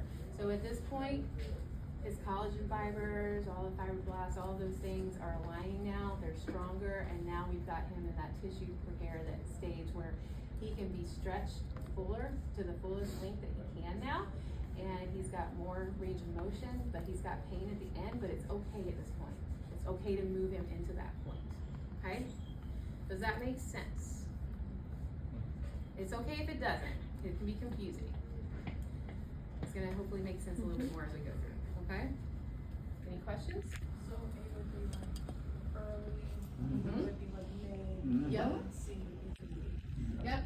So for instance, if your patient came in and they had been running and they fell, or no, they've been running and they heard a pop or something, right? And they had real inflamed ankle, and this was on a Monday, and they came in, they went to the doctor, and the doctor sent them to you on Tuesday. Why they would, I don't know, but so I'm just gonna say that for class sake, they're on day 2 of their injury. And you're like, oh, I can't do much with you, but I'm gonna do this. That would be what stage they're in. You can't really do much with them. Because when you just move them just a little bit into dorsiflexion or plantar flexion, they can't go very far because it hurts, because they have that tendonitis of their Achilles. And then in a week or so, they're going to be able to go a little bit further. We're going to be able to progress them a little bit. And then later on, 2 or 3 weeks, they're going to be more at the subacute stage. Okay? You guys good? Okay. Walk for a minute. A little scary.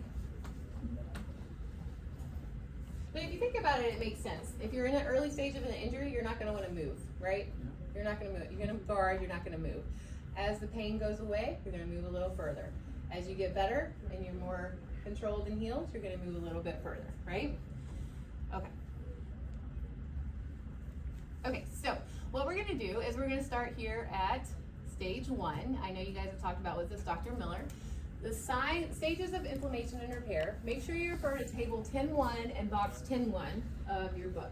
So, our acute stage is also known as you guys have controlled mobility, return to function, and what's the other stage you've learned about?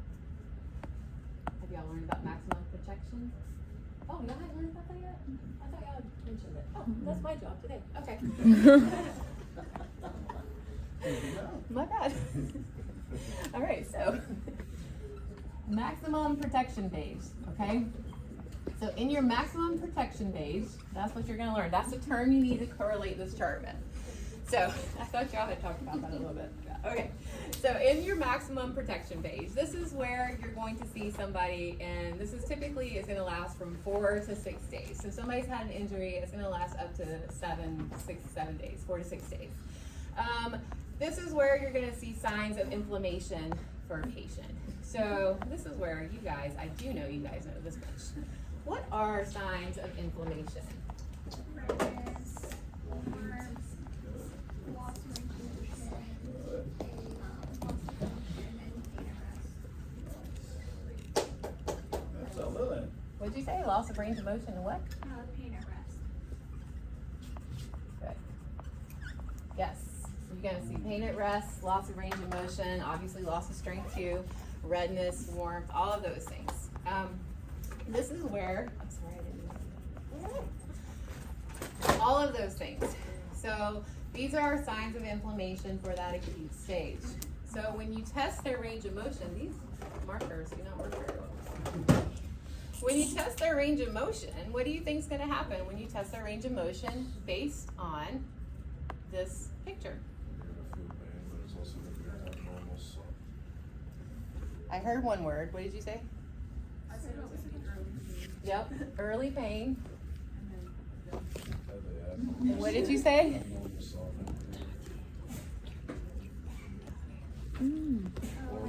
There's a little. That is one. Dima, yes. Yeah, so when you test their range of motion, are you going to give them resistance? No. No resistance, right? Do you think you're going to get very far with their range of motion? Not quite. Do you think you're going to get full range of motion? 75%? 25. Probably more like 25%, right? I'm not going to give numbers on it, but just based on that picture that we just showed you before, you're not going to get very far. You're going to get their range of motion. You're going to have early pain, early in the range of motion. Do you think they're going to have muscle guarding? Mm-hmm. Good. So actually until could be soft, and then also like empty. Would that be an option because you Yeah, know? empty. Absolutely. Yep. They're tapping out before they get to the. Yep. Soft infield, empty infield. Yep. So there it says the pain and the impaired movement is because of that chemical state. Because remember, with the picture 2 slides ago, we have the reflex, the muscle guarding, right? So then they're not going to move, and when they don't move, they're going to have that altered chemical state, the chemical impaired metabolic and circulatory stasis. So that's going to cause that irritated nerve ending, increased tissue tension. So they're going to have that increased tissue tension that you see in the picture before this, and that's going to be caused by the cause of edema, effusion, and the cause of muscle guarding, right? So it's going to last about 4 to 6 days. Let's see if there's anything else I wanted to look at that. So they're having all these tissue changes. They're having the clot formation. They're having this, exudate from the cells and chemicals. Phagocytosis. Do you guys remember what that is? Phagocytosis, where they eat things and the cells eat each other and stuff. And then they're having that early fibrostatic activity. So the early cell formation, all of that early changes in the cell formation to help rebuild the tissues there. So you have somebody in this acute phase. What are you going to be doing with them? Treating. You're going to be treating, right? I'll be treating the swelling. Right. So first we're going to educate the patient. What are you going to educate the patient on? Think about it. To not do a bunch of stuff that's gonna aggravate it. Avoid aggravating movements, yes. What else? And then like how to treat inflammation at home, like with rice, Yes. And what does RICE stand for? rest, Ice compression elevation. Rest, ice, Ice. said ice, elevation. compression, and elevation, right? So we're gonna have them elevate their lower extremity or their arm. We're gonna have them add compression bandages if they need to, or ace bandages. We're gonna have them ice it. And you're gonna have them rest. You're not gonna send them out running again or walking a mile a day right away or back to tennis or anything like that, right? So we're gonna educate them on that. We're gonna educate them on position changes, pain management.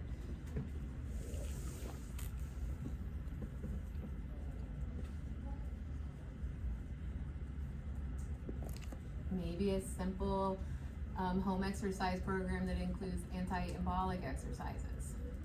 You guys learned about those? I thought you had. Just want to make sure. You also might have to educate them in use of an assistive device. If they're non-weight bearing or partial weight bearing now, or they have a sprained ankle and they need to use crutches or something like that, you might have to educate them in use of an assistive device. If they have an open wound or if they're post-op, you might have to educate them in dressing changes. Or if they need a TENS.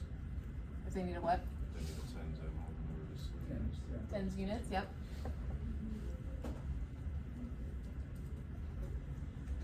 So, from what you guys have learned so far, what are some ways that you could control their pain, their edema, and their spasm initially? Modalities. Okay, specifically. Ice compression.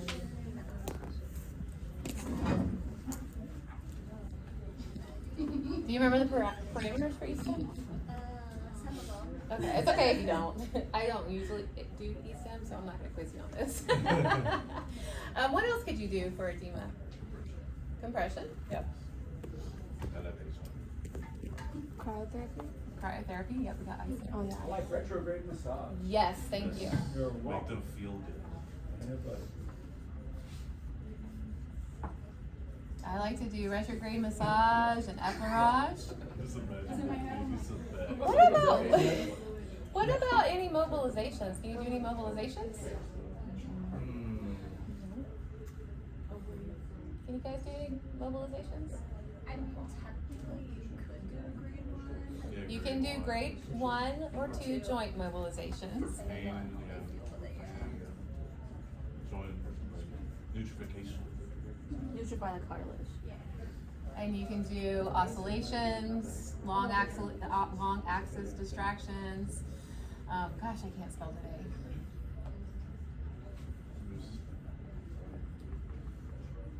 You guys know what long axis distractions are? Yeah. Okay. I did not spell that right. There's a C in that.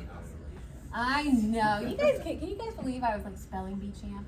Yeah. I was. In You would middle never school? guess that now. That's when you were locked in. That was when I was what? You were locked in under. I was locked in. I was like, I'm gonna go save the world. Now I'm like, where's Google spell check? You can do gentle patellar moves on a knee patient. Gentle. But you also have to make sure if it's a post-op patient, you have to make sure you know which direction their surgery was, like where they were, is it medial or lateral? Because you have to make sure you know where the specific surgery site was. Because if it's lateral, they go in on the tensor fasciae lata, the anterior portion of the TFL as well. And so you have to be careful on what direction you're doing the patellar moves, but you can do stuff like that. So essentially not the direction of the skull. Don't push So that. you just do it. Just, because what directions go extension and flexion? Extension is superior and inferior. Correct. So you want to make sure you're not going to go crazy. You're trying to get extension and flexion after a knee replacement. So let's just keep it simple. Flexion and superior and inferior patellar moves. Very gentle, right?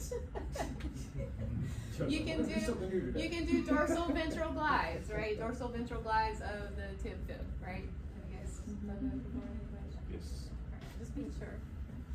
So things like that. So that's what you're going to do to see that patient, work with that patient, and do those things. You can also do.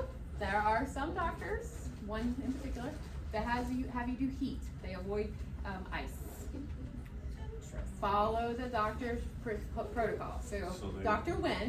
Steve Wynn, I forgot which company. So if the joint has a fusion, you want more fusion? So here's his thing. I'm just going to tell you this. This is a one-off.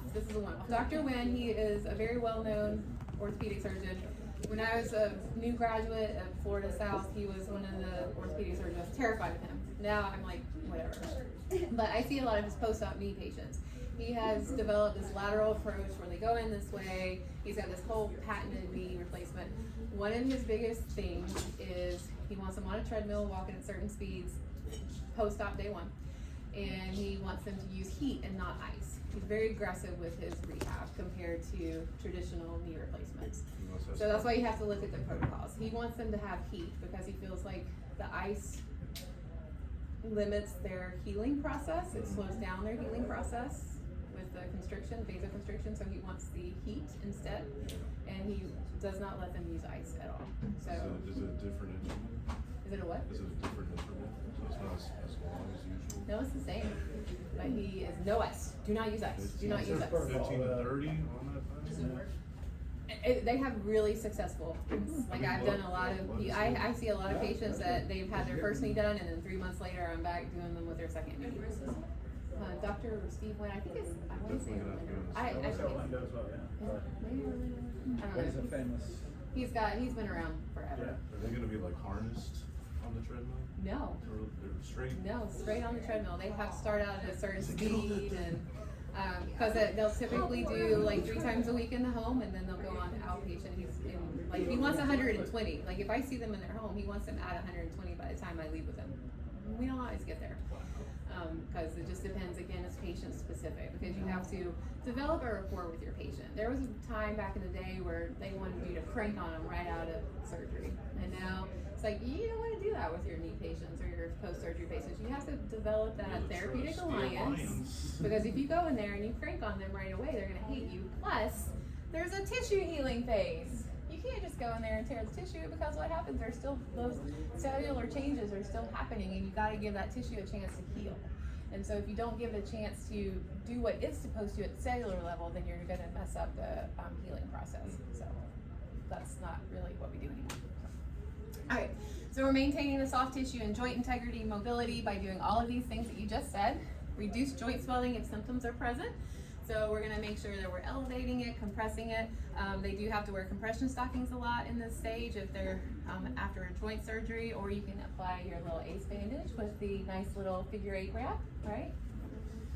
Just put that there. Maintain integrity and function of the associated area. What do you think that means?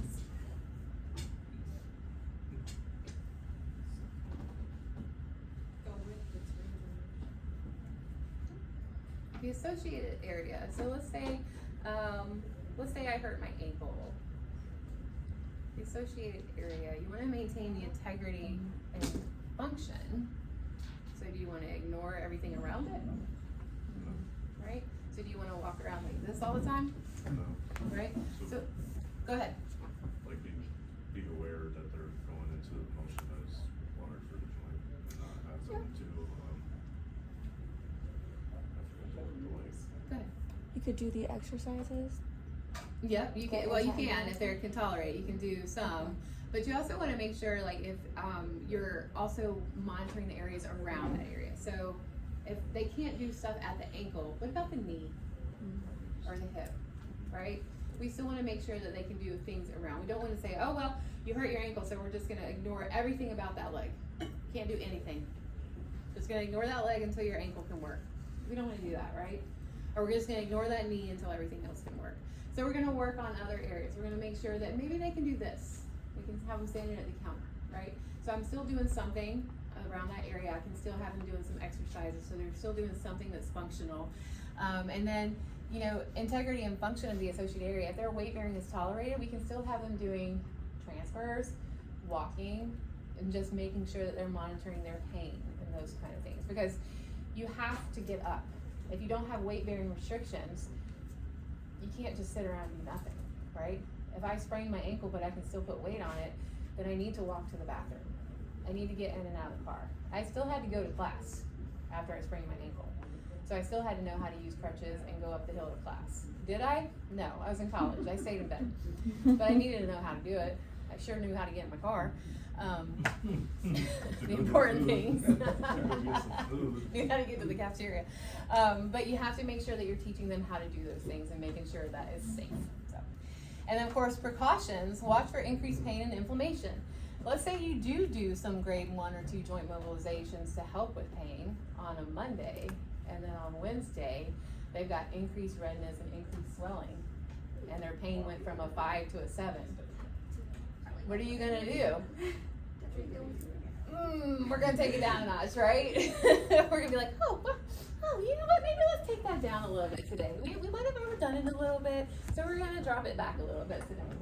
We're gonna monitor that. So if you do too much, you take it back down, right? So you're gonna make sure that you're not doing too much. And I'm not gonna sit here and cane code it for you. I've done too much with a knee patient before, because sometimes knee patients are stubborn. I want to do a little bit more. Are you sure? You just had your surgery last week. No, I got this. So we do.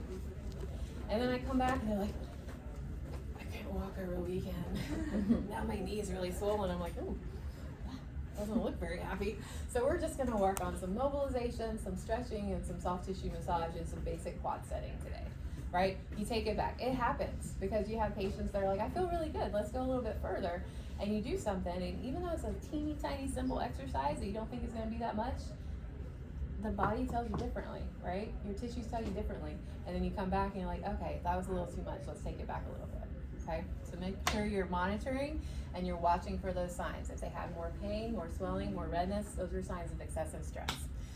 Contraindications at this stage, stretching and resistance should not be performed at the site of the inflamed and swollen tissue, right? So you're not gonna stretch beyond what you got at the testing of the range of motion.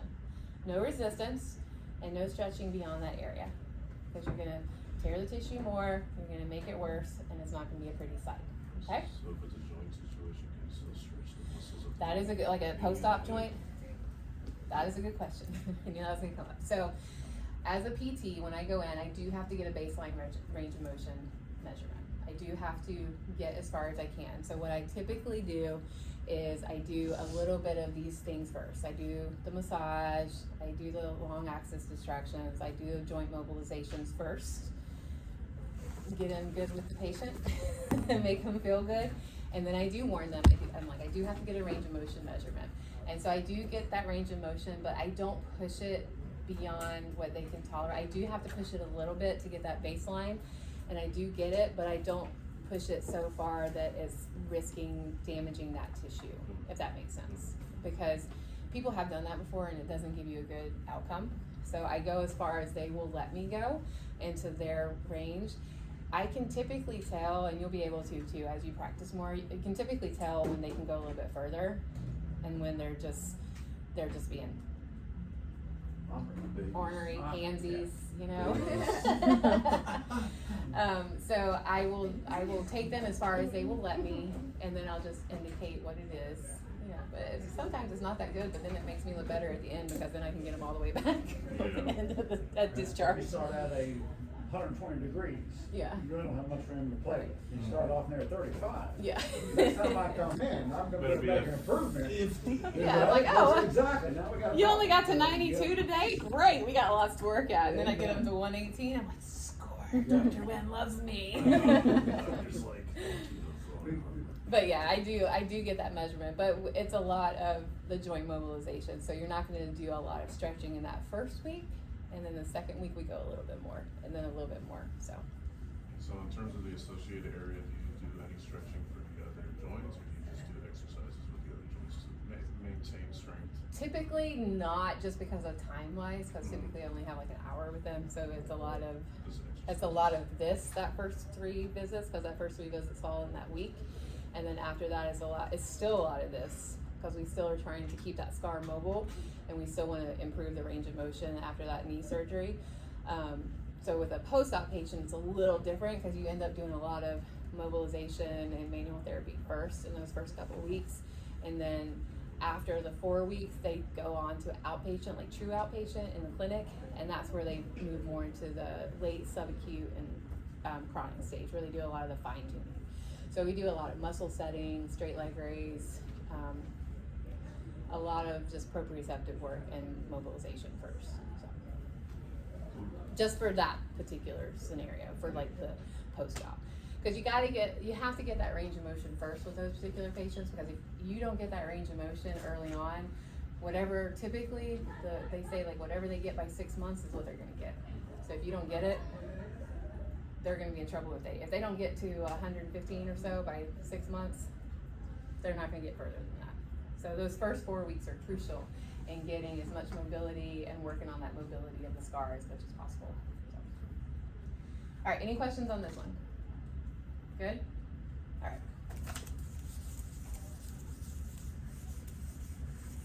So that is your maximum protection phase in acute stage. And it can be a little boring for you sometimes. I'm not gonna candy coat it for you. What else can I do now? All right, so now we're gonna go into the subacute stage. So this is the proliferation and repair and healing stage of the tissues, and this is also called the controlled motion stage.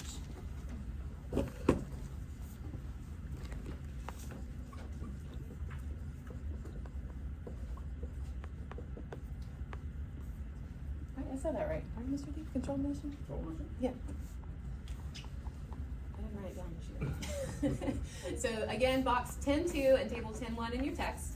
So this is where we've got the synthesis and deposition of the collagen at this point. So the collagen fibers are starting to they start to proliferate. The noxious stimuli, the painful stimulus, is removed at this point.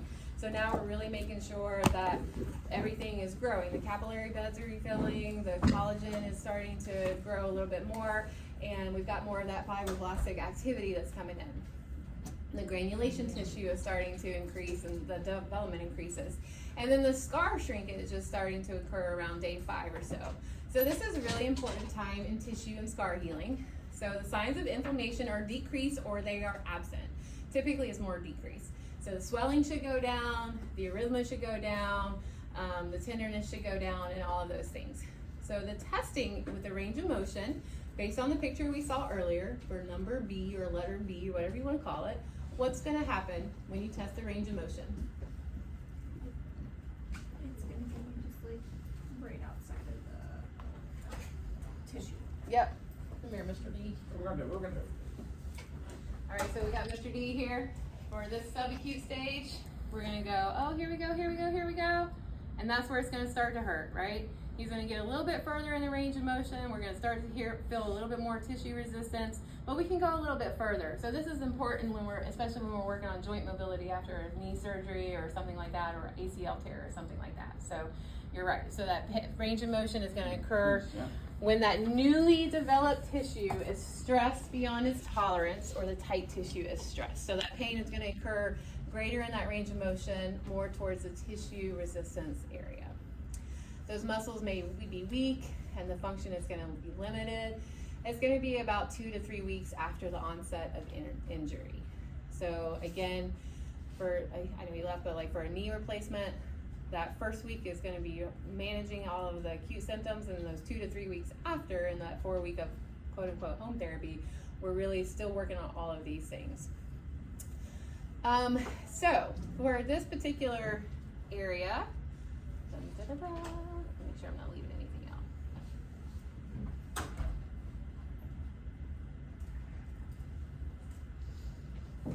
Oh, so in this particular area, so we're gonna still educate the patient. We're gonna continue, always educate your patient. Whatever you do, educate your patient. We're gonna educate them on how we're gonna progress them. So in this stage, slow twitch fibers, you guys remember slow twitch and fast twitch, right? What are slow twitch for? Posture muscles. Right, yeah, and these are more for endurance, right? So these are gonna be typically the fibers that atrophy first and the most after an injury because of immobilization, right?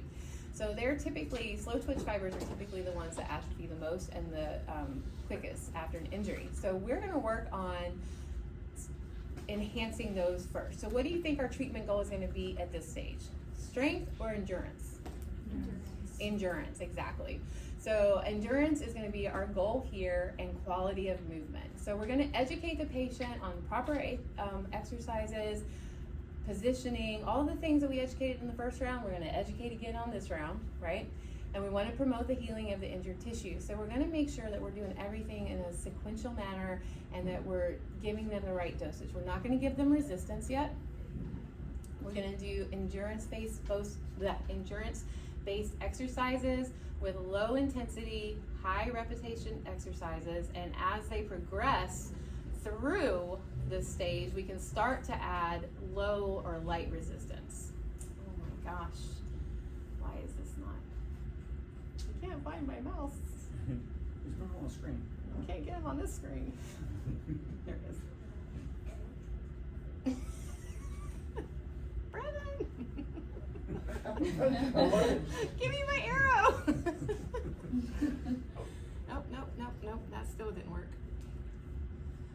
Is it touchscreen? No. I just need him on this screen. Brennan. Are you trying to go? What are you trying to do? Oh, here he is. Okay, I got it. I think I got it. That's perfect. I like it. It's red that pops up. Okay. That'd be awesome. Oh my gosh. It's not a touch screen. I'm just slow. Alright, I'm sure I tell y'all everything that I wanted to tell you. Alright, so you're not gonna so high rep, low load, right? High rep, low load exercises. What about eccentric exercises? Are we gonna do eccentric training here? Yeah. Are we gonna probably focus heavily on eccentrics? Why not? Because, concentric control is better. Concentric control is more important, and I don't know if you guys recall, but eccentric loads are going to cause more muscle damage or tissue damage. So eccentric loads cause higher tissue damage when we're doing them, right? They just cause more muscle damage. So if we already have an injured tissue, we want to try to prevent that. So we're going to avoid eccentric loading at this point. So we're going to do high rep, low load, concentric heavy focus, and we're going to avoid that eccentric loading.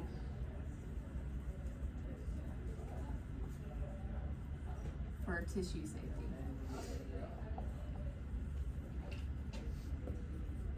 So we're thinking that we're going to do exercises that are going to be like, 2 to 3 sets times 12 to 15 reps or 15 to 20 reps. It's going to sound really crazy, but we don't really focus on that too much, but we need to as clinicians because there's evidence-based research behind the amount of dosage that we give our patients. Strength reps need to be higher load and lower dosage, and muscle endurance needs to be lower load and higher reps. And that's what we need to focus on with these injuries, because we need to make sure we're developing neuromuscular control, right? Because if I can't set my quad right after a knee surgery or ACL tear, if I don't have good quad setting, what's going to happen when I get to stage 3, the return to function phase? I'm not going to be able to kick a ball or go upstairs correctly or activate the straight leg raise appropriately. So we have to make sure that we're ensuring good neuromuscular control with muscular endurance and proper form. And again, we're going to make sure we're strengthening the involved and related muscles around the area. So this is where we might start to add in hip abductor strengthening, glute strengthening, all those areas around, right? Or maybe we start to add in treadmill walking or ergometer, upper extremity or lower extremity ergometer training, cardiovascular training, things like that. Because what happens if you have an injury and you're not moving around a lot? What happens to your cardiovascular status? It goes down. And so we can incorporate cardiovascular training by utilizing, if you're going to do cardiovascular to make it skilled, you need to do things like intensity, how long, speed, distance. You also need to measure heart rate, and then the big one, any idea what you might want to measure to make it sure it's skilled? Intensity, but how can you measure intensity? How hard they're working? Blood pressure? Not blood pressure. I don't know if y'all learned it yet. The what? Close. VO2? VO2 max would be a good one, but we can't really measure that too well in the clinic. What about the Borg? Have y'all learned that? Oh, The Borg scale. Right, so the Borg or the modified Borg is an excellent way to monitor somebody's cardiovascular activity to relate it to skill. Because now you can say, well, they related a 7 out of 10 on the modified Borg, just going up and down the stairs 5 times carrying a load of laundry after their knee replacement. We need to get that better to show that they need to improve their cardiovascular endurance, okay? All right. Again, discomfort with progression of activity levels should not be more than a couple of hours. So they're gonna hurt. They had an injury. They had a trauma to their body. It's either planned or unplanned. They either had a planned surgery or an unplanned fall or sports injury or whatever, right? They're gonna hurt. Your patients don't understand that sometimes, and you have to remind them, hey, you had a surgery. Hey, you had an injury. It's gonna hurt. What I'm doing is probably gonna make it hurt a little bit, but it's okay as long as it stops hurting after a couple of hours. If you're still a 10 out of 10 pain when I come back to see you on Wednesday and nothing has changed since I saw you on Monday, there's a problem. We need to revisit what we did and what we're doing and what you're doing in between and see what we can happen. Signs of too much activity is pain at rest, fatigue if they're really tired, increased weakness. If you see that now they're too weak or they've digressed or regressed with their strength, or if they have a spasm lasting more than 24 hours. Okay? Good? Yep. All right, any questions on this one? This is controlled mobility, controlled motion. You want to make sure that we're focusing on control, form, and muscular endurance, and again, making sure that they are not going backwards per se with their signs and symptoms.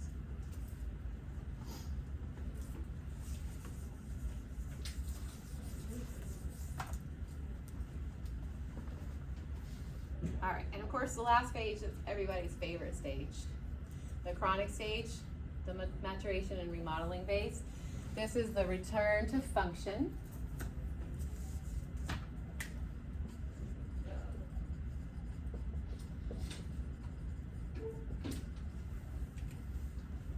All right, this is where we're not gonna have any signs of inflammation. This is where we are back to normal, hopefully. However, contractions, adhesions, or muscle weakness may be limiting function. So now their signs of inflammation are gone, but maybe they've got some scar tissue buildup or contractures starting to form, muscle weakness that is contributing to their impairments. Now their connective tissue is starting to strengthen or remodel in response to tissues of the stresses applied. So you know how your bones respond to stress? That's why weight bearing is good, right? Weight bearing helps facilitate bone growth. Same thing for connective tissue. It's gonna respond to the stresses you apply to it. So we wanna make sure that we're applying stress in the actual direction that the connective tissue needs to grow, right? So that's what we're doing. We wanna make sure that we're applying the correct stress to the connective tissue. So extension, flexion, we wanna apply stress in that direction, right? They may have a stretch pain that they're gonna feel with tight structures at the end range. So again, with Mr. D, we're on that letter C on that picture that I showed you earlier with the graph. He is in that subacute or that chronic stage of healing. I can take him all the way to the end of his end range of motion, give him some overpressure. He's got a little bit of tissue resistance and pain at the end range. It's okay. The pain came to party for a little bit. He's not quite ready to leave, right? He's still healing. Pain's like, I'm still gonna party a little bit. I'm not done here. So he comes. So it's gonna take 6 months to a year to get back to your normal level of function, depending on the tissue amount that are involved. Knee patients are really eager to get back to their normal function. Why is my knee still hurting? It's been a month. Well, kiddo, you got cut into. You had a bad knee beforehand. You just got a new one put in. It's been 4 weeks. It's gonna be at least 6 months before you can get back to normal. So, box 10-4, educating the patient again. We are still increasing soft tissue and muscle and joint mobility. This is where we're gonna start to do more of things like cross friction massage. Have you guys learned that with Dr. Miller or Brickley? Okay. This is really important, and you can teach your patients this too, to do on their own. You gotta keep that scar mobile, because if you don't have that mobile scar, you're not gonna get that range of motion, right? So you gotta make sure that you have that mobile scar. You also have to make sure that if they have incision, that the incision is not open. Make sure it's healed, because if it's not healed and you start to do cross friction massage, guess what you're gonna do to it? So this is where we're gonna start really introducing a lot of neuromuscular control. We're gonna do wobble boards, balance boards, Bosu balls, all of these things. We're gonna really start working on proprioceptive control, balance, strength, again, muscle endurance. You can start introduction of increased loads for strength training. And we're gonna start working on the cardiopulmonary endurance as well, incorporating that. And then we're gonna focus more on sport-specific and life-specific activities, right? If they have to get back to work, focus on some work activities. If they're trying to get back to sport, we're gonna start focusing on sport activities. If they're an athlete, we'll start introducing agility exercises, strength training, all those things, that kind of stuff. There should be no signs of inflammation at this point. If there are signs of inflammation, we gotta back off. We're doing something wrong, right? So if they're progressing quickly or too much, again, joint swelling is gonna be a big one. Pain lasting more than 4 hours, or pain that requires medication for relief. A decrease in strength, or if they fatigue very quickly. Those are all signs of stress. Any questions on that one? Yes, no, maybe? Okay. You guys are so good. Okay, and this is in box, we already talked about a lot of these. This is in box 10-3. These are the signs of excessive stress and soft tissue management. Soreness that doesn't stop after 4 hours or resolve after 24 hours.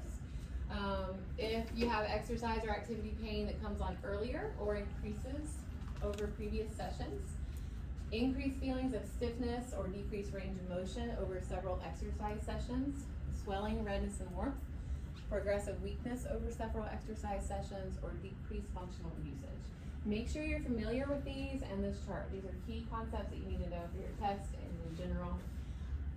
I mean, it looks like a lot, but if you just sit there and think about it, okay, I saw my patient and they started complaining of more pain that didn't go away. They have more swelling, they have more redness, they have more stiffness, they have more weakness, and they can't use stuff. Pretty common sense, right? If it's worse than it was when you saw them, that's a pretty good indicator that maybe they did too much, right? What do you guys do? If something hurts, do you do it? Do you keep doing it? You're one of those. Yeah, shows what Okie dokie. All right. Any questions on that? I know it's not gonna last. Yeah, okay. All right, and then cumulative trauma, chronic recurring pain. Again, we talked about that. That's going to be where they continue with that repetitive micro trauma, they have that structural weakening, fatigue breakdown, and then trauma is like if you have a trauma that's superimposed by repetitive trauma, return to sport, high demand activities, or they re-injure an old scar, or contractures or poor mobility. Sometimes people have just bad posture, and so it kind of makes things worse than they were before. So if you have bad posture or you continue doing something, that's going to cause that overuse or chronic recurring pain.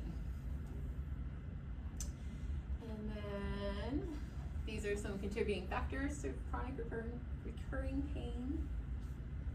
Good, we're almost done with this. Okay, you're going to control inflammation. If they have inflammation, you're going to treat it as acute. Makes sense, right? Use illustrations to help educate a patient. So what that means is like, if you keep hitting your thumb with a hammer, what's going to happen? If you're hammering a picture and you keep missing and you keep hitting your thumb instead, what's going to happen? It's gonna hurt. Right. So tell your patient that. If you keep doing the same thing, it's going to hurt. If the same thing keeps making it hurt, what's going to happen? So you have to make a decision. What are you going to do? Are you going to keep doing it, or are you going to try to modify it? Sometimes people don't want to change, so you're like, well, you're going to have to move on. Learn how to use a nail gun. I had a patient There you go. who liked to play golf and tennis all on the same day, and his back hurt all the time. I'm like, well, you're 75, you're in great shape, you're more flexible than I am, there's nothing wrong. Is it weak hips that their back is hurting all the time? You want to know the truth? Yeah. He's 75. It's Maybe time limit to do to some one water sport a sports. Sometimes, I hate to say that, but sometimes that is the truth. Sometimes we can't prevent everything. You know, if I go on a hike on a steep mountain in bad shoes, I'm gonna hurt. That's just 20 years ago I wouldn't have. 10 years ago I wouldn't If you're have. trying to climb But a mountain with some Vans on. if I wear heels out one night, I'm gonna be hating life the next day. And I'm like, okay, well Can't that's. even wear Vans on a regular day. Yeah. Put some Crocs Sometimes on it's the night. Sometimes it's just, you just have to say, okay, well, you did a lot in one day. So, because he was probably better, he was very flexible. I was like, you're in better shape than I am as far as your flexibility. So, I can't even sit Indian style. All right, so maintain integrity and mobility of the involved tissue, develop support in related regions, and when they're in that controlled motion or return to function, we want to make sure they develop that strong mobile scar, develop balance in the length and strength of their muscles. So you want to make sure that you're addressing everything. We're not going to just address quads after a knee replacement, right? Otherwise, they're going to be really off, right? If you're going to do quads, we also have to do hamstrings, abductors, vastus medialis. We have to make sure everything is addressed. We can't just say, just this one. What? Yes, that one. Progressor functional independence. We want to make sure that we're looking at all of their functional independence activities that they're doing. Can they go up and down stairs? Can they get down on the ground if they're working in construction or taking care of kids? Can they lift things if they're in the grocery stores or working in the retail or anything like that? What is their job? What are their daily activities? And so all of these things on the right are things that we have to look at. Do they have imbalance of their muscles? Are they doing too much eccentric activities? Do they have weaknesses, bone malalignments, all of those things? Okay. All right, and we're not going to do this right now because instead you're going to do something else. So go take a quick little break, and then I'm going to give you a little case study to work on. So.